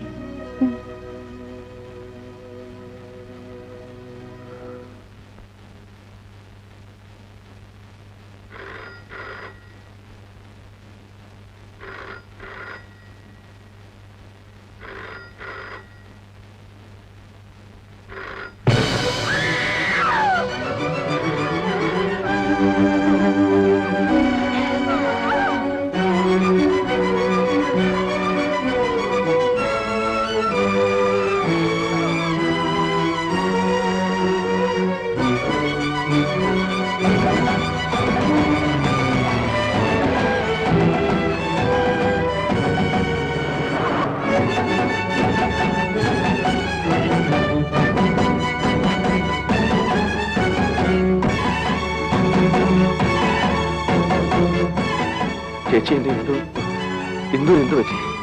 പറയൂ ചേച്ചി.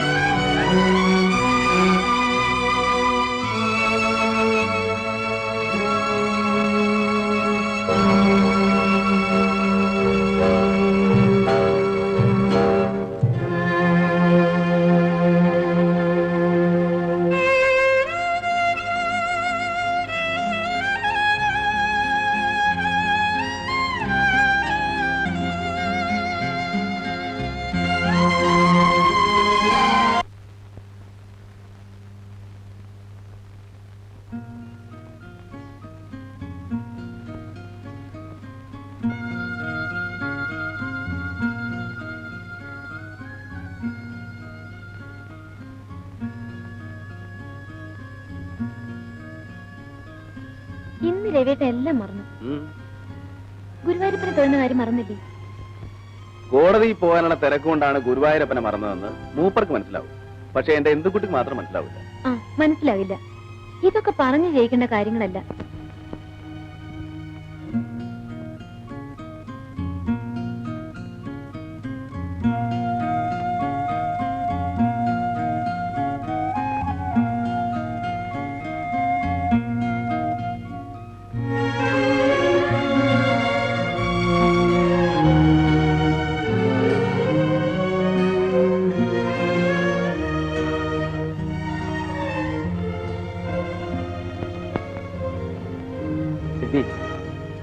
നഷ്ടപ്പെട്ടത് ഒരിക്കലും തിരിച്ചു കിട്ടാൻ പോകുന്നില്ല.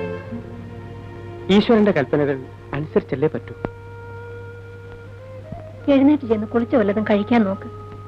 എത്ര ദിവസമെന്ന് വെച്ചാ ഇങ്ങനെ ഇരിക്കുന്നത്? എഴുന്നേൽക്ക് രവി.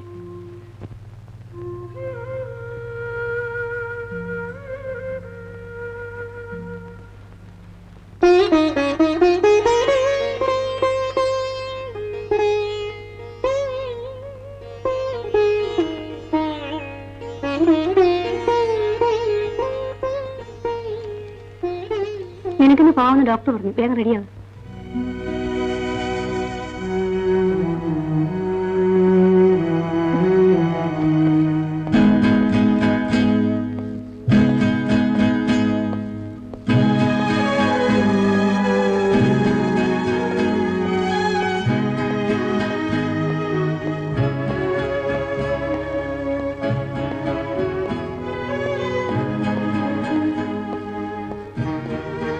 കുഞ്ഞിനെ വരും.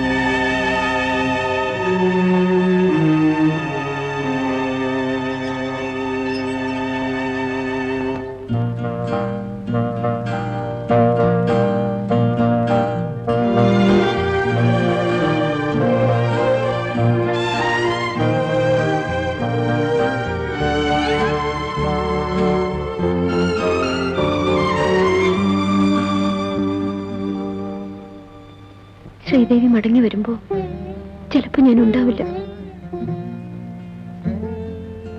സെപ്റ്റംബർ 15-ാം തീയതി വ്യാഴാഴ്ച രാവിലെ എന്റെ കഴുത്തിൽ ഒരു നിമിഷം കൊണ്ടുള്ള സുഖകരമായ മരണം.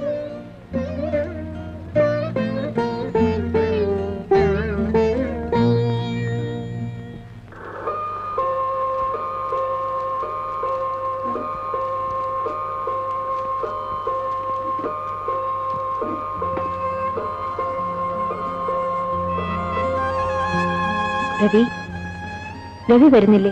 കോടതി കൂടാൻ സമയമായി. ഞാനിന്ന് ലീവാണ്. എന്താ രവി ഇത് ഇങ്ങനെ അപ്സെറ്റ് ആയാലോ? എല്ലാം ഫേറ്റാണ്. നമ്മൾ അഡ്വക്കേറ്റന്മാർ സെന്റിമെന്റ്സ് ഒന്നും ഇല്ലാത്തവരാണെന്ന് പലരും പറയുന്നത് കേൾക്കാം. എല്ലാം ഇനി ഓർമ്മകളിലേ സൂക്ഷിക്കാനാവും.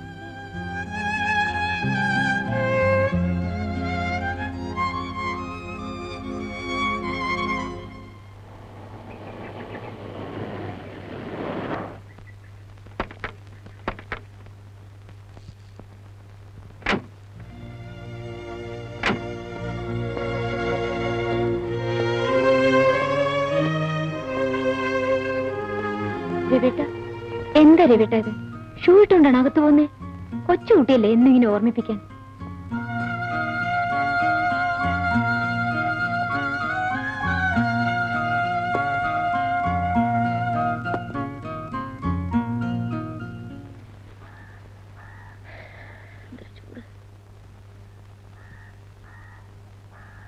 കൊച്ചിനെ വെച്ചോണ്ട് സുഖമായിട്ടിരിക്കുന്നുണ്ടോ? എടി പെണ്ണെ, നീ കൊച്ചിനെ വെച്ചിട്ടുള്ള പണിയൊന്നും എടുക്കണ്ടേ? കൊച്ചിനെ എവിടെ കിടത്തിലൊന്ന് ജോലി എടുക്ക്. ആ, കുഞ്ഞുങ്ങളായ കരയൊക്കെ ചെയ്യും. നീ ആദ്യമായിട്ട് പ്രസവിച്ചത് കൊണ്ടാ. 2-3 ആകുമ്പോ ഒക്കെ ശരിയായിക്കോളും. ചെല്ല്, ഇല്ലെങ്കിൽ വാർഡൻ ഞങ്ങളെയാ ചീത്ത പറയുന്നത് അല്ലേടി? ആ ചെല്ലു വേണ്ടേ? നീ വാങ്ങിച്ചിരിക്കുന്നു.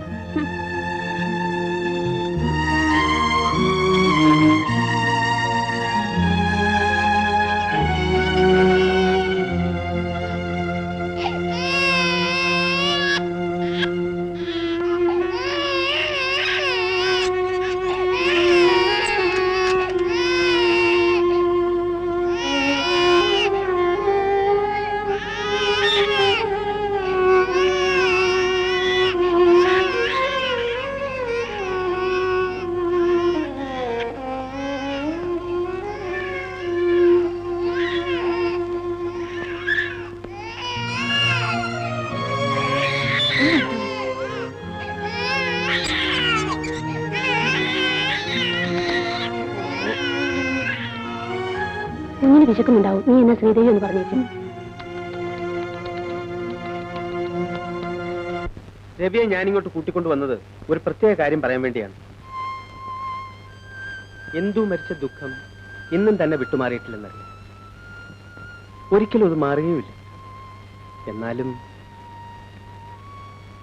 താൻ ചെറുപ്പമാണ്. ഈ ഏകാന്തതയിൽ നിന്നും കുറച്ചെങ്കിലും മോചനം കിട്ടണമെങ്കിൽ താൻ മറ്റൊരു വിവാഹം കഴിക്കണം. ശരിയാ രവി, നീ ഒരു വിവാഹം കഴിച്ചാലേ. ഇല്ല ശാന്തൻ, ഇനിയൊരു വിവാഹത്തെ കുറിച്ച് എനിക്ക് ചിന്തിക്കാനാവില്ല. തന്നെ ഞങ്ങൾ ഉപദേശിക്കുകയാണെന്ന് കരുതരുത്. വിവാഹം കഴിഞ്ഞ ഉടനെ എത്രയോ പേരുടെ ഭാര്യമാർ മരിച്ചിരിക്കുന്നു. അവരൊക്കെ ജീവിക്കുന്നില്ലേ? എല്ലാം ഓരോരുത്തരുടെ ഫേറ്റാണ്. മേനോൻ ചേട്ടനും ശാന്തയെടുത്തും എന്നെ നിർബന്ധിക്കരുത്. എന്റെ ഇന്ദുവിന്റെ സ്ഥാനത്ത് വേറൊരു പെൺകുട്ടിയെ ഇല്ല, എനിക്കതിന് കഴിയില്ല.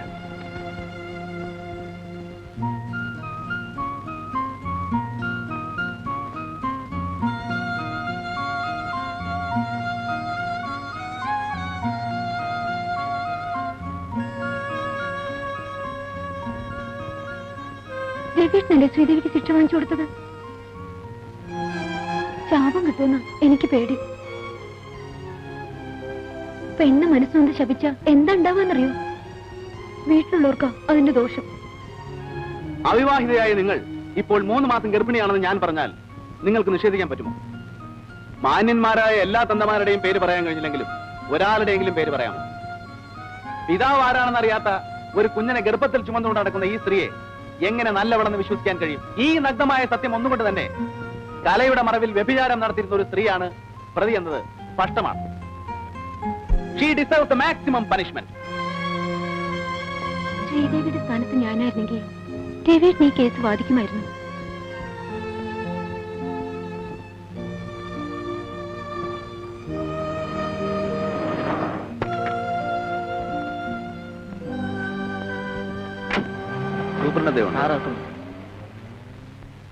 ഹലോ, താനെന്താടോ പതിവില്ലാതെ ഇങ്ങോട്ടൊക്കെ? പിന്നെ എന്തൊക്കെയുണ്ട്? തന്റെ തീരുമാനത്തിന് വല്ല മാറ്റവും ഉണ്ടായോ? ആദ്യമൊക്കെ നമുക്ക് മറക്കാൻ കഴിയില്ലെന്നും മറ്റൊരു വിവാഹം വേണ്ടെന്നുമൊക്കെ തോന്നും. പിന്നെ കാലമല്ലേടോ, അവൻ ചില പൊടിക്കൈകളൊക്കെ ഉപയോഗിച്ച് നമ്മുടെ തീരുമാനത്തെ തന്നെ ചിലപ്പോൾ മാറ്റിയെന്ന് വരും. ആ തീരുമാനത്തിന് മാറ്റമൊന്നും വന്നിട്ടില്ല. പിന്നെ ഞാൻ ഇപ്പൊ വന്നത് വേറൊരു കാര്യത്തിനാണ്. എന്താ കാര്യം?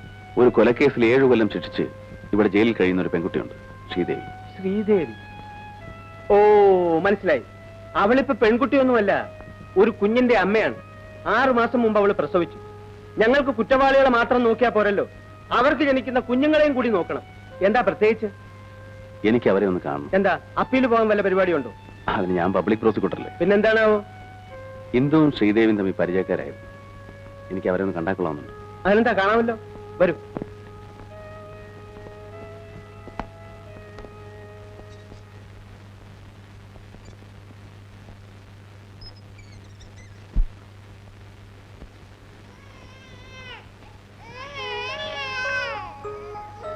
ഇതാണ് അവരുടെ കുട്ടി. അവരെവിടെ പോയി? 3 നേരവും സുഭിക്ഷമായി ആഹാരം കൊടുക്കുന്നല്ലേ. എന്തെങ്കിലും ജോലി ചെയ്യിക്കണ്ടേ? ഇവിടെ എവിടെയെങ്കിലും കാണും. ഞാൻ വിളിക്കാം. ശരി.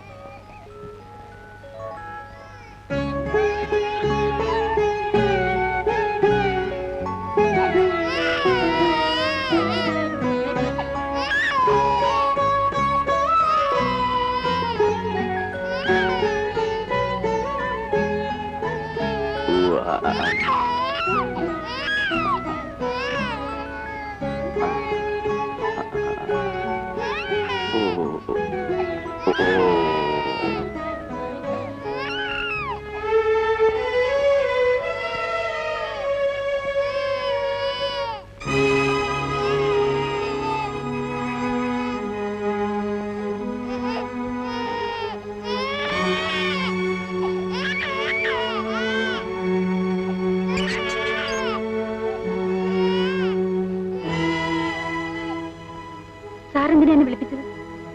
ശ്രീദേവിക്ക് എന്നെ മനസ്സിലായില്ലേ? മനസ്സിലായി. എന്തിനാ എന്നെ കാണുമെന്ന് പറഞ്ഞത്? ഞാൻ സൂപ്രണ്ട് മേനോനൊന്ന് കാണാൻ വന്നതാ. അപ്പോ ശ്രീദേവിയെ കൂടെ ഒന്ന് കണ്ടിട്ട് പോവാന്ന് കരുതി. അത്രയ്ക്കുള്ളൊരു ബന്ധമൊന്നും നമ്മൾ തമ്മിലില്ലല്ലോ. പിന്നെ വെറും ഒരു നേരം പോക്ക് അല്ലേ? അല്ല, എന്റെ ഭാര്യ ഇന്ദുവിന് ശ്രീദേവി വലിയ ഇഷ്ടമായിരുന്നു. ശ്രീദേവി ഹോസ്പിറ്റലിൽ കിടക്കുമ്പോൾ കാണാൻ വരാറുള്ള ഒരു ഇന്ദുവിന് ഓർമ്മയില്ലേ?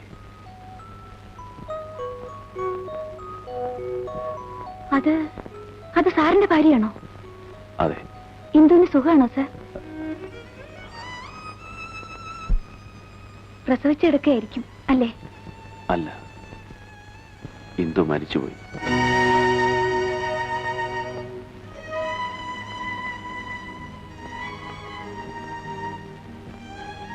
എന്താണോ സംസാരിച്ചു കഴിഞ്ഞോ? പോകാം. ആ കുട്ടിയെ അവിടെ കെട്ടിച്ചിട്ട് പോയി ജോലി ചെയ്തു.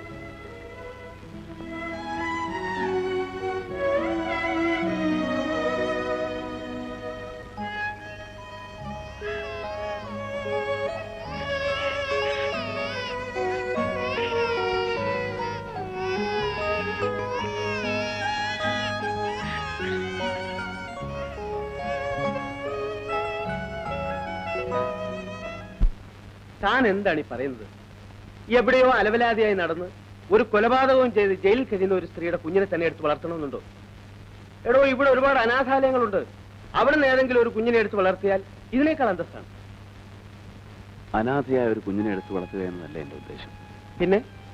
ഓ, താൻ 7 കൊല്ലത്തെ ശിക്ഷ വാങ്ങിക്കൊടുത്തതിലുള്ള വിഷമം കൊണ്ടായിരിക്കും. എടോ, ഇവിടെ ജീവപര്യന്തവും മരണശിക്ഷയും വിധിക്കപ്പെട്ട ഒരുപാട് പേരുണ്ട്.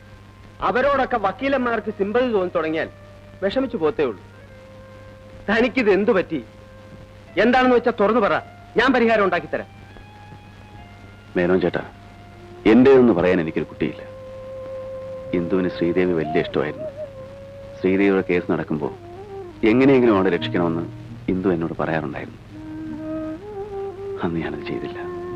ഇന്ന് ആ സ്ത്രീയുടെ കുഞ്ഞ് ജയിലിൽ കിടന്ന് നരയിക്കുന്നത് കാണുമ്പോൾ അതിനോടൊരല്പം കരുണ കാണിക്കുന്നത് തെറ്റാണെന്നാണോ മേനോൻ ചേട്ടൻ പറയുന്നത്?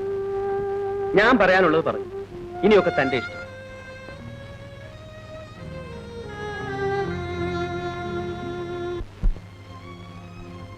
വേണ്ട സർ, എനിക്ക് ശിക്ഷ വാങ്ങി തന്നതിലുള്ള സഹതാപം കൊണ്ടായിരിക്കും ഇങ്ങനെ ഒരു തീരുമാനവുമായി സാറിപ്പോൾ വന്നത്. അല്ല, ഒരു തെറ്റും ചെയ്യാത്ത ഈ കുഞ്ഞെങ്കിലും നല്ല നിലയിൽ വളരട്ടെ എന്ന് കരുതിയാൻ. സർ, ഇപ്പോൾ കാട്ടുന്ന ഈ സഹതാപത്തേക്കാൾ എത്രയോ നന്നായിരുന്നു അന്ന് എനിക്കൊരു വധശിക്ഷ വാങ്ങി തന്നിരുന്നെങ്കിൽ ഞാനും എന്റെ മോനും ഒരുമിച്ച് ഒരു നിമിഷം കൊണ്ട്.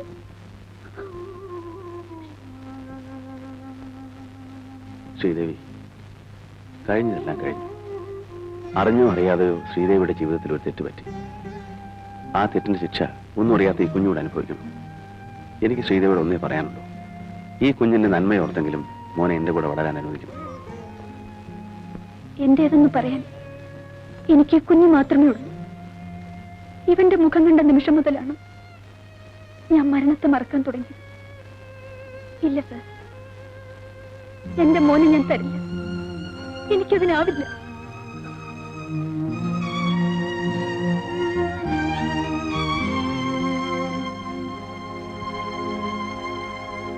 രവി, എന്താണ് ഈ പറയുന്നത്? ഒരു കുഞ്ഞിനെ എടുത്ത് വളർത്തുക എന്നത് അത്ര വലിയ തെറ്റാണോ? എനിക്ക് അതാണ് മനസ്സിലാകുന്നത്. കുഞ്ഞിനെ എടുത്ത് വളർത്തുന്നത് മനുഷ്യത്വമാണെന്ന് ഞാൻ പറയും, തെറ്റാണെന്ന് പറയുന്നില്ല.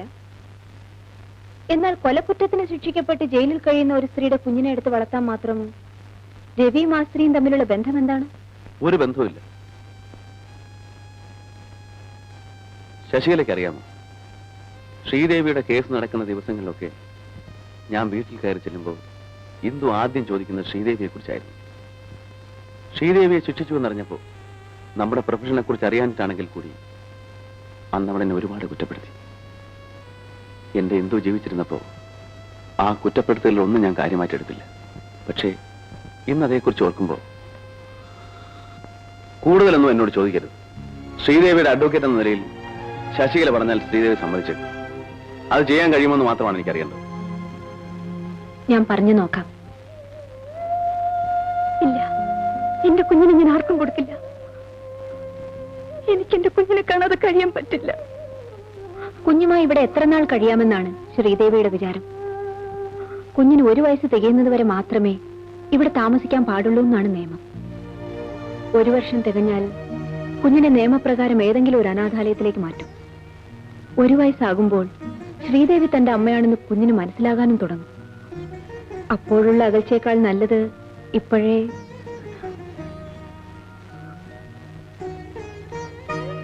നിന്റെ വേദന എനിക്കറിയാം കുട്ടി, പക്ഷെ എല്ലാം നിന്റെ നന്മയ്ക്ക് വേണ്ടിയാണ് ഞാൻ പറയുന്നത്.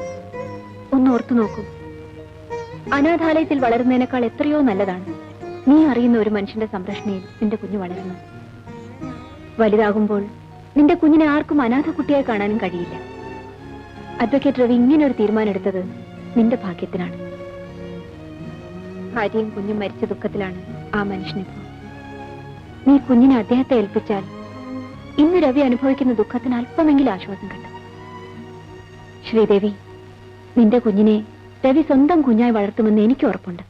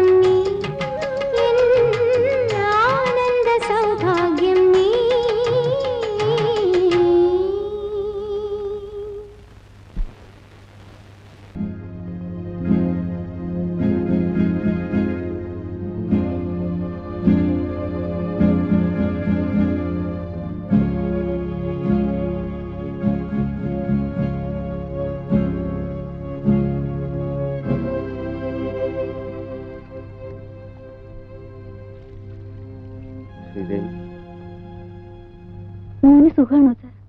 അവൻ എപ്പോഴും മമ്മിയെ കാണണമെന്ന് പറഞ്ഞ് ശാഠ്യം പിടിക്കാറുണ്ട്. ഞാൻ ജയിലിലാണെന്ന കാര്യം എന്റെ മോൻ ഒരിക്കലും അറിയരുത്. ചെയ്തിരിക്കുന്ന തീയതി എത്രയാണെന്നറിയാം? ഓർമ്മയുണ്ടാവില്ലല്ലേ? പുറത്തുള്ളവരെക്കാൾ തീയതിയും ദിവസവും കൃത്യമായി ഓർക്കുന്നത് അകത്ത് കഴിയുന്ന ഞങ്ങളായിരിക്കും.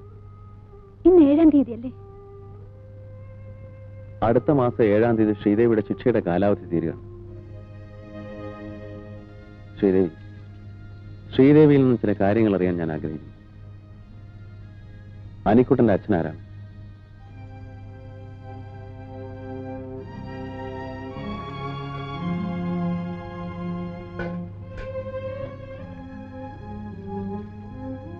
ശ്രീദേവിയുടെ ഇന്നലെകളെ കുറിച്ച് ഓർമ്മിപ്പിച്ച് വേദനിപ്പിക്കുന്നതിൽ വിഷമമുണ്ട്. എന്നാൽ കൂടി അനിക്കുട്ടന്റെ അച്ഛൻ ആരാണെന്നറിഞ്ഞാൽ അയാളെ തേടിപ്പിടിച്ച് നിങ്ങളെ യോജിപ്പിക്കാൻ കഴിയുമെന്നാണ് എന്റെ വിശ്വാസം. ഇനിയുള്ള കാലമെങ്കിലും ശ്രീദേവിക്ക് നല്ലൊരു ജീവിതം തരാൻ കഴിഞ്ഞാൽ. ജീവിതം എന്റെ ജീവിതം എന്നെ അവസാനിച്ചു. ഇനി ഞാൻ ജീവിക്കുന്നത് എന്റെ മോന് വേണ്ടി മാത്രമാണ്. അതുകൊണ്ട് തന്നെയാണ് ഞാൻ ചോദിക്കുന്നത്. അവൻ വളർന്നു വലുതാകുമ്പോൾ ശ്രീദേവിയുടെ മുഖത്ത് നോക്കി അവൻ ചോദിക്കും അവന്റെ അച്ഛൻ ആരാണ്. അന്ന് ആരുടെയെങ്കിലും പേര് പറയാതിരിക്കാൻ ശ്രീദേവിക്ക് പറ്റില്ല. എന്നെ ഒരു അന്യനായി കാണാതിരിക്കാൻ ശ്രീദേവിക്ക് കഴിയുമെങ്കിൽ മാത്രം പറഞ്ഞാൽ മതി.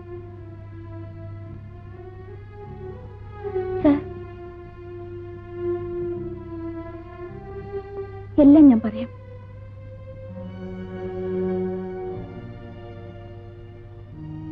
എന്റെ മോനെ ഒരു കൊലയാളിയുടെ മകനാണെന്ന് അറിയിക്കാതെ അവന് സ്നേഹവും വാത്സല്യവും കൊടുത്ത് വളർത്തിയത് സാറാണ്.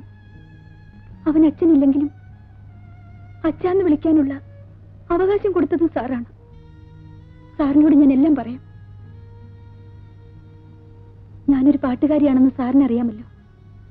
അന്ന് എസ് എൻ ഹാളിൽ ഞങ്ങളുടെ ട്രൂപ്പിന്റെ ഗാനമേള നടക്കുമ്പോഴാണ് ഞാനൊരു ചെറുപ്പക്കാരനെ പരിചയപ്പെടുന്നത്, സതീഷ്.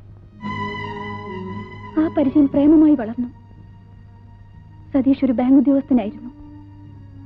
എന്റെ ഗാനമേള എവിടെ നടന്നാലും സതീഷ് അവിടെയൊക്കെ എത്താറുണ്ട്.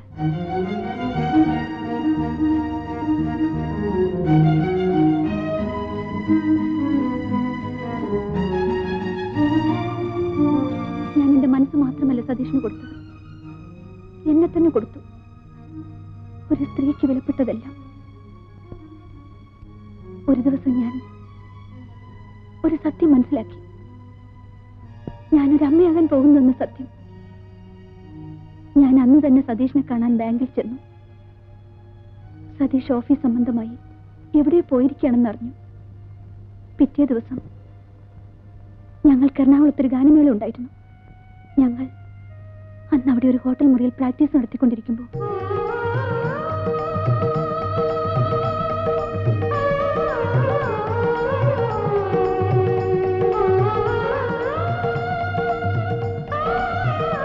മാനേജർ സാറേ, ഇതൊരു തല്ലിപ്പൊളി ഹോട്ടലാ. അപ്പുറത്തൊക്കെ പോലീസ് റൈഡ് നടക്കുന്നേ. റൈഡ്? ആ.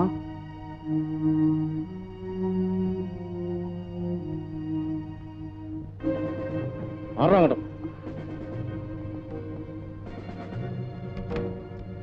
നീ കേൾക്കണം. അങ്ങോട്ട് നടക്കണം. അങ്ങോട്ട് നിങ്ങളൊക്കെ? ഞങ്ങൾ CAC ഗാനമേള ട്രൂപ്പുകാരാ. ഇന്ന് പ്രോഗ്രാം ഉണ്ടോ? ഉണ്ട്.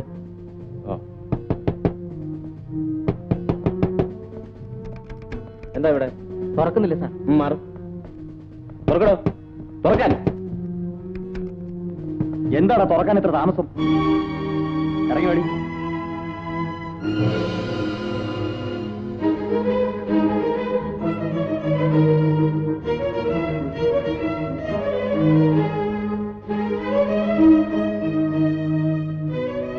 എന്താ നിങ്ങളുടെ പേര്? രാജീവ്. എവിടെയാ സ്വദേശം? കാലിക്കറ്റ്. ഈ സ്ത്രീ നിങ്ങളുടെ ആരാ? എന്റെ ഭാര്യയാണ് സാർ. ഭാര്യ? ഇങ്ങനെ ഒരുപാട് ഭാര്യ ഭർത്താക്കന്മാരെ ഞങ്ങൾ കണ്ടിട്ടുണ്ട്. കൂടുതൽ വല്ലതും പറയാനുണ്ടെങ്കിൽ സ്റ്റേഷൻ ചെന്നിട്ട് പറയാം. നടക്ക്. സാർ, നിങ്ങൾ മാന്യന്മാരെ അവമാനിക്കരുത്. ഞങ്ങൾ വിവാഹിതരായിട്ട് 2 ആഴ്ച ആയിട്ടുള്ളൂ. ഇപ്പൊ ഹണിമൂണിന് വേണ്ടി വന്നതാണ്. അത് നിങ്ങളുടെ മുഖം കണ്ടാൽ അറിയാമല്ലോ. വ്യഭിചരിക്കാൻ വേണ്ടി മുറിയെടുക്കുന്നവരെല്ലാം ഹസ്ബൻഡും വൈഫാണെന്ന് പറയാറ്. നടക്ക്.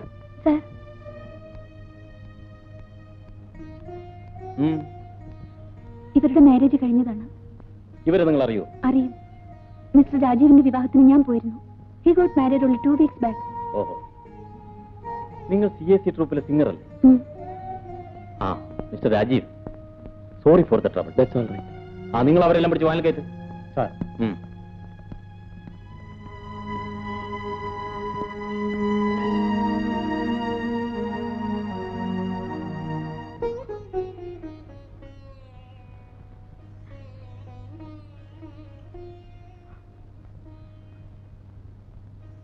എന്നെ വിവാഹം കഴിക്കാമെന്ന് പറഞ്ഞ് വിശ്വസിപ്പിച്ച് എന്റെ എല്ലാം കവർന്നെടുത്ത സ്വന്തം കാമുകനെ മറ്റൊരു സ്ത്രീയോടൊപ്പം ഹോട്ടൽ മുറിയിൽ വെച്ച് വ്യഭിചാര കുറ്റത്തിന് അറസ്റ്റ് ചെയ്തപ്പോൾ അവർ ഭാര്യ ഭർത്താക്കന്മാരാണെന്ന് പറഞ്ഞ് പോലീസിന്റെ മുമ്പിൽ സാക്ഷ്യപത്രം നൽകി കാമുകനെ രക്ഷിച്ച ഒരു കാമുകയും ഈ ലോകത്തുണ്ടാവില്ല സാർ. ആ മനുഷ്യന് വേണ്ടി ഞാൻ അതും ചെയ്തു. പിറ്റേ ദിവസം ഞാൻ സതീഷിനെ കാണാൻ ചെന്നു. ഒരു പുരുഷനെ ജീവന് തുല്യം സ്നേഹിക്കുന്ന ഒരു പെണ്ണിന് സഹിക്കാനാവാത്ത കാഴ്ചയാണ് ഞാൻ ആ ഹോട്ടൽ മുറിയിൽ വെച്ച് കണ്ടത്. അത് ഞാൻ സഹിക്കാം. സതീഷ് എന്നെ ഉപേക്ഷിക്കരുത്. ഉപേക്ഷിക്കുമെന്ന് ആര് പറഞ്ഞു? ഈ പെണ്ണുങ്ങൾക്ക് ഒരു കുഴപ്പമുണ്ട്. പ്രേമിച്ചു കഴിഞ്ഞാൽ അടുത്ത സ്റ്റേജ് ഉടനെ വിവാഹം കഴിക്കാം. ഒരു പുരുഷനെ സംബന്ധിച്ചിടത്തോളം വിവാഹം എന്ന് പറയുന്നത് അങ്ങനെ പെട്ടെന്ന് ചെയ്യാൻ പറ്റുന്ന ഒരു കാര്യമല്ല. അവന്റെ ഉദ്യോഗം, സ്റ്റാറ്റസ്, അങ്ങനെ എന്തെല്ലാം നോക്കണം. എന്റെ ഇന്നത്തെ സ്ഥിതി അനുസരിച്ച് ശ്രീദേവിയെ ഉടനെ വിവാഹം കഴിക്കാനുള്ള ചുറ്റുപാടിലല്ല ഞാൻ. അടുത്ത ആഴ്ച ഞാൻ കുവൈറ്റിൽ പോകും.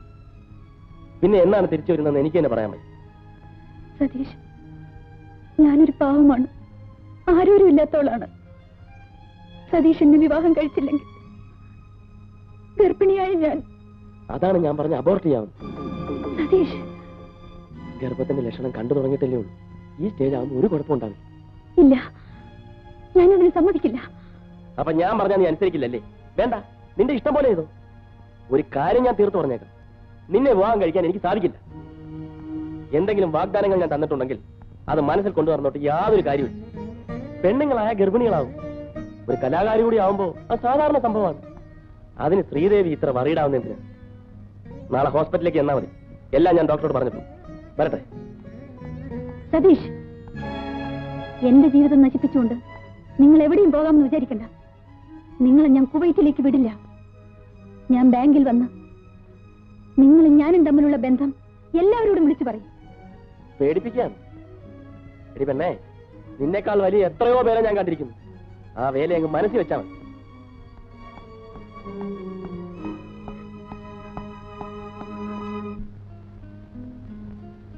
അളിയ ആകെ കുഴയുന്ന ലക്ഷണമാണ്. അബോർട്ട് ചെയ്യാൻ ശ്രീദേവി സമ്മതിക്കുന്നില്ല.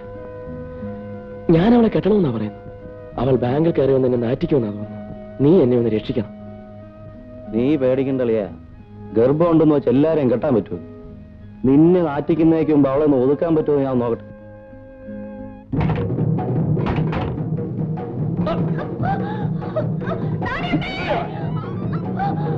നിനക്ക് സതീഷിനെ തന്നെ വിവാഹം കഴിക്കില്ല അല്ലേടി? നിന്റെ വയറ്റിൽ കിടക്കുന്ന കൊച്ചിനെ തന്നെ സതീഷാണ് പറഞ്ഞ് ബാങ്കിൽ ചെന്നവനെ നാറ്റുമല്ലേ? അവന് മാത്രം എന്റെ പേരോടെ നിന്റെ ലിസ്റ്റ് ചേർത്തോ. പിന്നെ നീ ആരുടെ പേര് പറയും? അവന്റെതോ അതോ എന്തോ?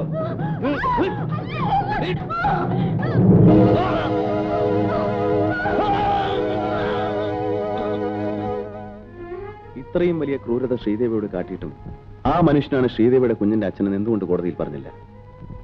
കോടതിയിലല്ല, സാക്ഷാൽ ഈശ്വരനോട് പറഞ്ഞാൽ പോലും ഒരിക്കലും ഒരു പരിഹാരം ഉണ്ടാവാൻ പോകുന്നില്ലെന്ന് എനിക്കറിയാമായിരുന്നു.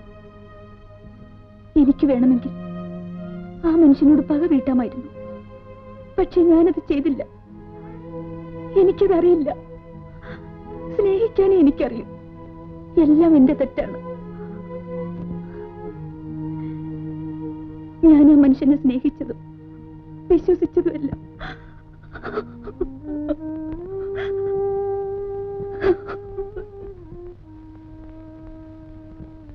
കരയാതിരിക്കൂ ശ്രീദേവി, എല്ലാം വിധിയാണ്.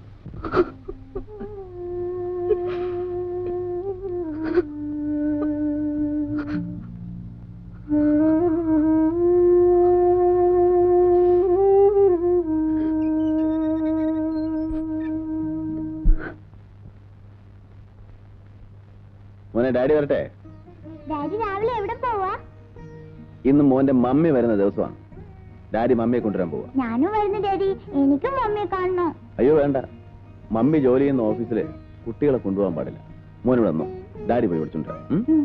കല്യാണമേ, മോനെ കുളിപ്പിച്ച് കുട്ടപ്പനാക്കി നിർത്തിയേക്കണം. ഡാഡി പോയി മമ്മി വിളിച്ചോണ്ടിരാം കേട്ടോ. ടാറ്റാ.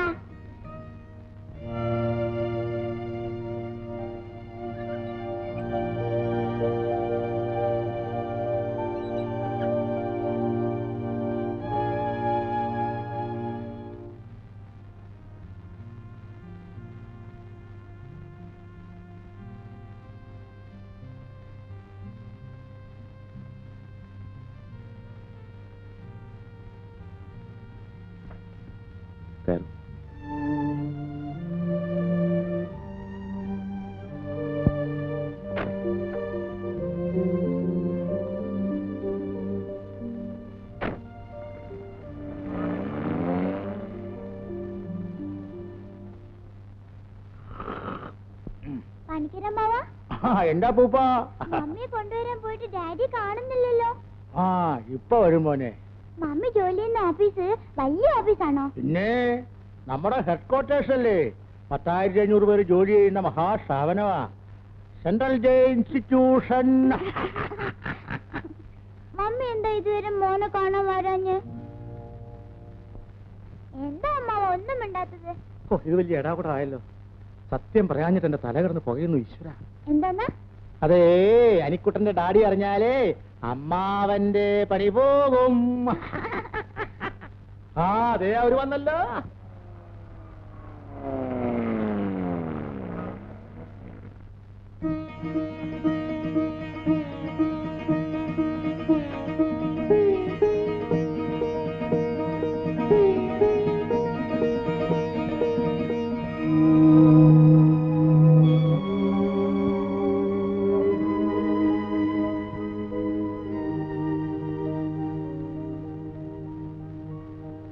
ഇതാണ് മോനെ നിന്റെ മമ്മി.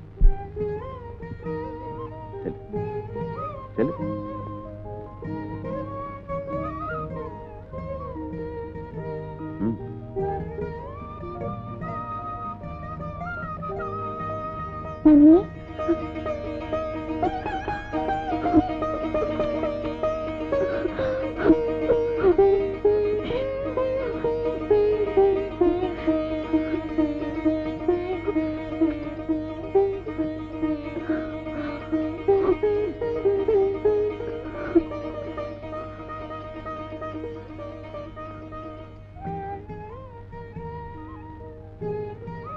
മമ്മി ഇനി മോന്റെ കൂടെ എന്നുണ്ടാവോ ഡാഡി? മോൻ വിളിച്ചു തുടങ്ങിയത് അങ്ങനെയാണ്, പിന്നെ തിരുത്താൻ പോയില്ല. വാ മമ്മി.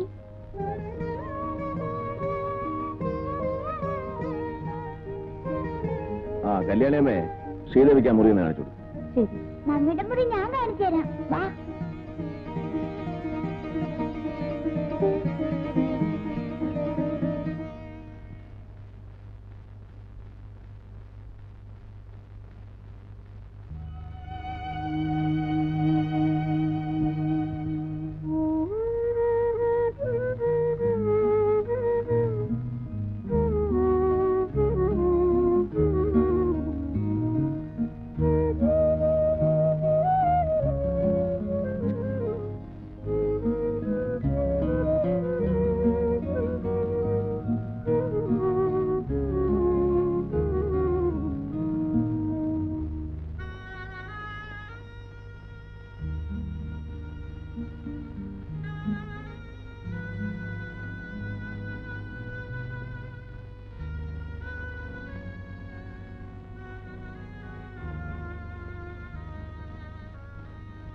ശ്രീദേവി,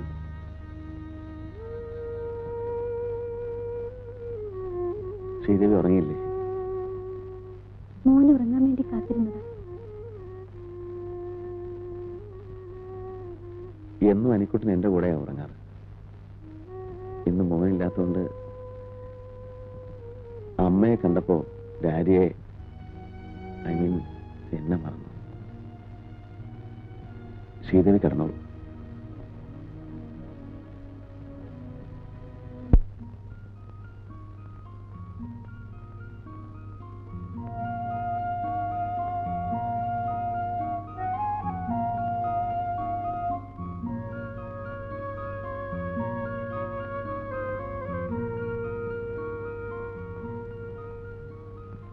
സാർ,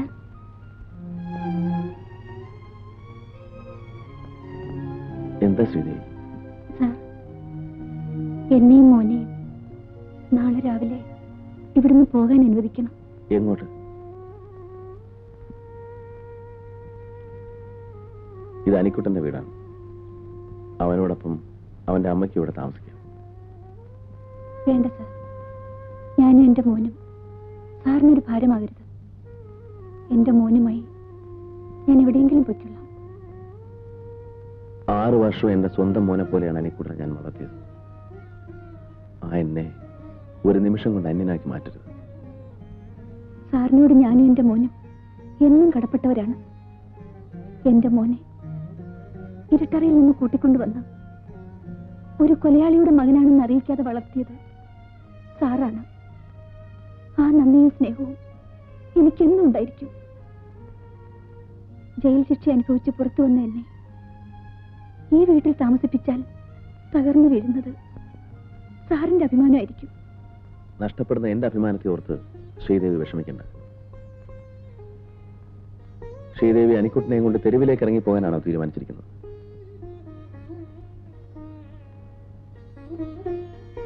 ശ്രീദേവിയോട് പോകരുതെന്ന് എനിക്ക് പറയാനാവും. നിർബന്ധിച്ച് ഇവിടെ നിർത്താൻ എനിക്ക് അവകാശമില്ല.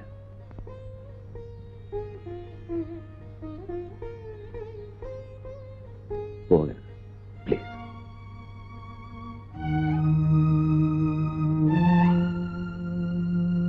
Ladies and gentlemen, Indian Airlines announces the arrival of flight IC-167 from Bombay. Thank you.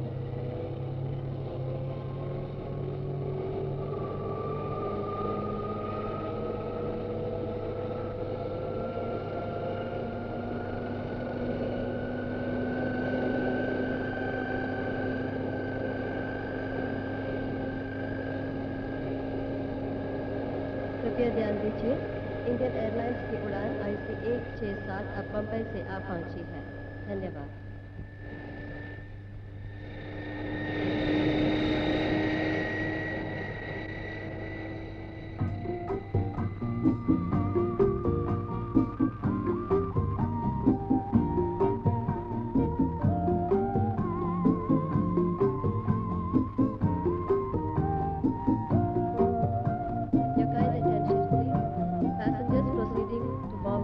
Indian Airlines flight IC-168 who have checked in at the traffic counter ചേട്ടാ are requested to check the security. ഇവന്റെ ചേട്ടനാണ്. വാ പരിചയപ്പെടുത്താം. യാത്ര സുഖമായിരുന്നു. ചേട്ടൻ വന്നിട്ട് അധികം നേരമായോ? ഫ്ലൈറ്റ് 1 hour ലേറ്റ് ആയിരുന്നു. ആ ചേട്ടാ, ഇത് മിനി കുവൈറ്റ് എയർവേസിൽ വർക്ക് ചെയ്യുന്നു. തൃശ്ശൂരാണ് വീട്. ഇതെന്റെ ചേട്ടൻ. അറിയാം, സതീഷ് എപ്പോഴും പറയാറുണ്ട്. നമുക്ക് പോവാം. ആ മിനിയുടെ വീട്ടിൽ ആരെങ്കിലും വന്നിട്ടുണ്ട്? ഡാഡിക്ക് നല്ല സുഖമില്ല. ഡ്രൈവർ വന്നിട്ടുണ്ടോ? വരട്ടെ. ഓക്കെ.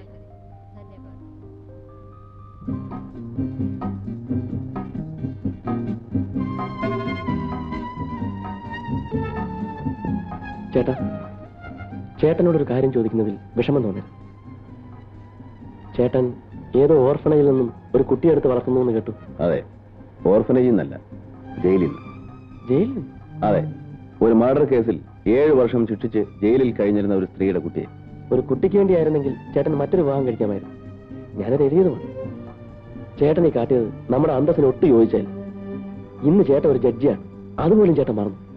വക്കീലായാലും ജഡ്ജി ആയാലും മനുഷ്യന്റെ മനസ്സിലെ വികാരങ്ങളെല്ലാം ഒന്നല്ലേ?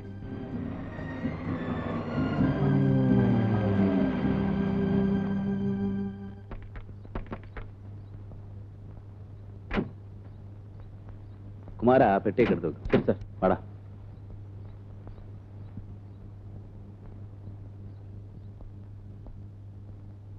ആ, നീ അനിക്കുട്ടനെ കണ്ടിട്ടില്ലല്ലോ. അനിക്കുട്ടാ, അനിക്കുട്ടാ, വാ.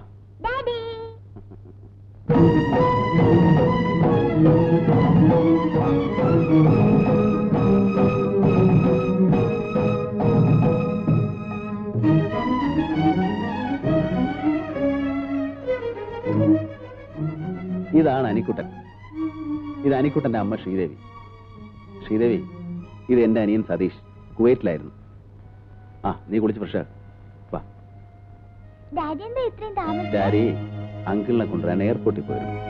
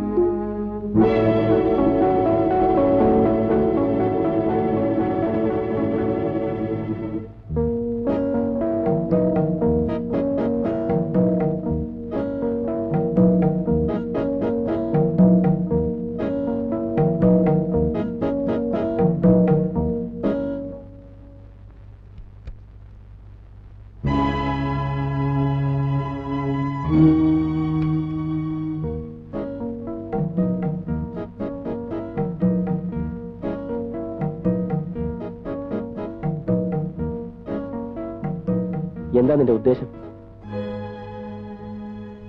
എന്നോട് പ്രതികാരം ചെയ്യാൻ വേണ്ടിയായിരിക്കും നീ ഈ വീട്ടിൽ തന്നെ കയറി വന്നു.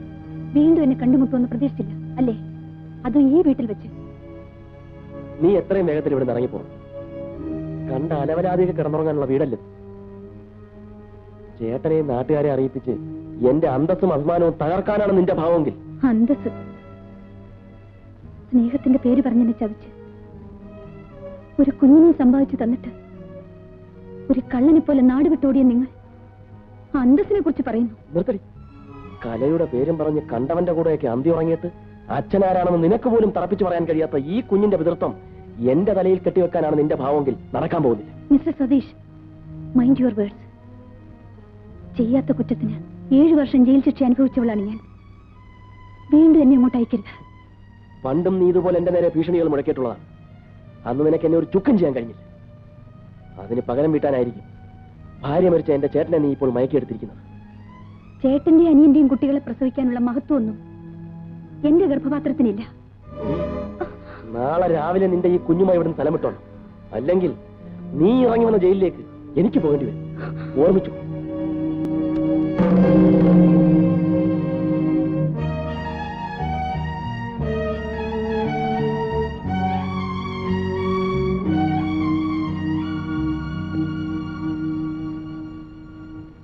സതീഷ്,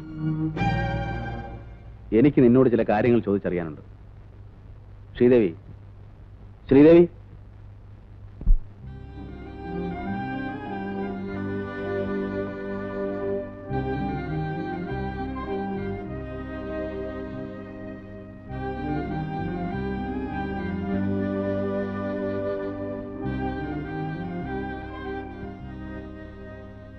നീ ഇതിനു മുമ്പ് ശ്രീദേവി അറിയോ? നിന്നോടാ ചോദിച്ചത്. ഇല്ല. നിനക്കിവിടെ അറിയില്ലല്ലേടാ? ശ്രീദേവി എന്നോട് ജയിലിൽ വെച്ച് അവളുടെ കഥകൾ മുഴുവൻ പറഞ്ഞപ്പോ അവളുടെ കാമുകന്റെ പേര് സതീഷ് എന്നാണെന്നും അവന് കുവൈറ്റിലാണ് ജോലിയെന്നും കൂടെ അറിഞ്ഞപ്പോ അത് നീ ആയിരിക്കുമെന്ന് എനിക്ക് അന്നേ സംശയമുണ്ടായിരുന്നു. അതുകൊണ്ടാണ് 7 വർഷമായിട്ട് നാട്ടിലേക്ക് വരാതിരുന്ന നിന്നെ ഇപ്പൊ ഇങ്ങോട്ട് വിളിച്ചു വരുത്തിയത്. ചേട്ടാ, ചേട്ടൻ ഇവൾ പറയുന്നൊന്നും വിശ്വസിക്കരുത്. നമ്മുടെ കുടുംബത്തിന് ചീത്ത പേരുണ്ടാക്കാൻ വേണ്ടിയാണ് ഇവൾ ഇവിടെ വന്നിരിക്കുന്നത്.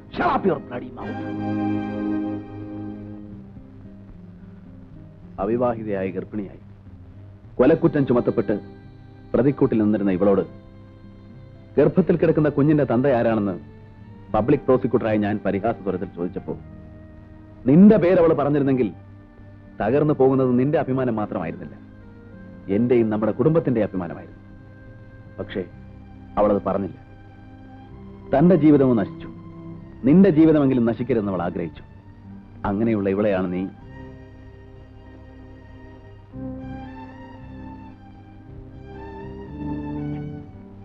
സതീഷ്, നിന്നെ സ്നേഹിച്ചതിന്റെ പേരിൽ 7 വർഷം ദുരിതം അനുഭവിക്കേണ്ടി വന്ന ഇവളെ ഇനിയും ദുഃഖിക്കാൻ നീ ഇടവരുത്തരുത്. നീ ഇവളെ സ്വീകരിക്കണം.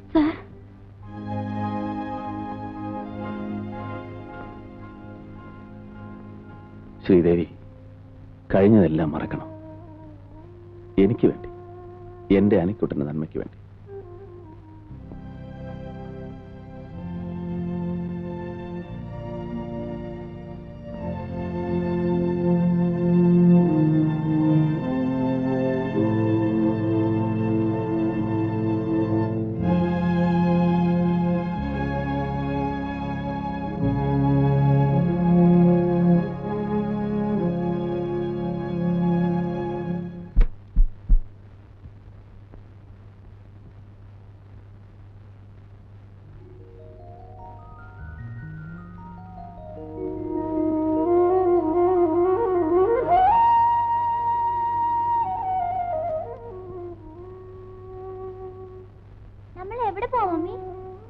മമ്മിയുടെ വീട്ടിലേക്ക്.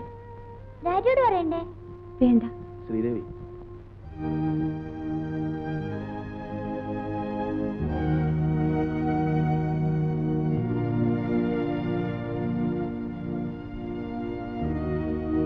പോകാൻ തന്നെ തീരുമാനിച്ചു അല്ലേ? ഞാൻ ഇനി ഇവിടെ നിൽക്കാൻ പാടില്ല. പൊയ്ക്കോട്ടെ സാർ. ശ്രീദേവി, സതീഷ് ഒരു തെറ്റ് ചെയ്തു. ഒരു സ്ത്രീക്കും പൊറുക്കാനാവാത്ത തെറ്റാണ് അവൻ ചെയ്തിട്ടുള്ളതെന്ന് എനിക്കറിയാം. ഇന്നവൻ എന്നെ സ്വീകരിക്കാൻ തയ്യാറാണ്. എന്റെ നിർബന്ധം കൊണ്ടല്ല, അവന്റെ സ്വന്തം തീരുമാനമാണ്.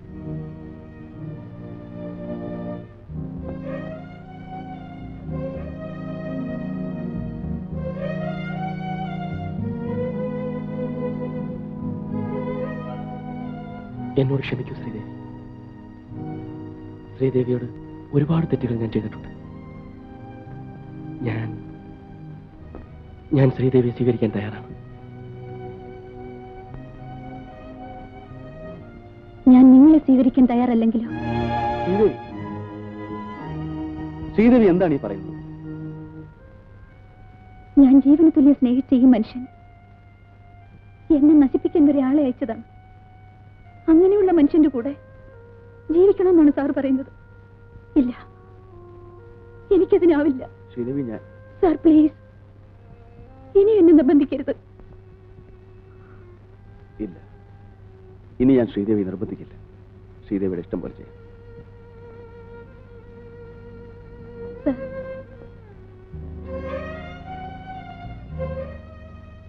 അറിഞ്ഞോ അറിയാതെയോ ഞാൻ സാറിനെ വേദനിപ്പിച്ചിട്ടുണ്ടെങ്കിൽ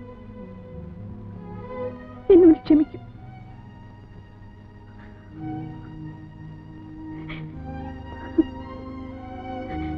വാ മോനെ. ഇല്ല, എന്റെ ഡാഡി വിട്ട് ഞാൻ വരില്ല. ഞാൻ മമ്മിനോട് പോവില്ല. ഡാഡി എന്നെ കൊണ്ടുവരുന്നത് മമ്മിയോട് പറയൂ. ഡാഡി, എന്റെ ഡാഡി വിട്ട് ഞാൻ പോവില്ല. നല്ല കുട്ടികളെ പറഞ്ഞനുസരിക്കണമെന്ന് ഡാഡി പറഞ്ഞിട്ടില്ലേ? മമ്മിയോട് പറഞ്ഞിട്ടില്ല. നല്ല കുട്ടിയായിട്ട് വളരണം.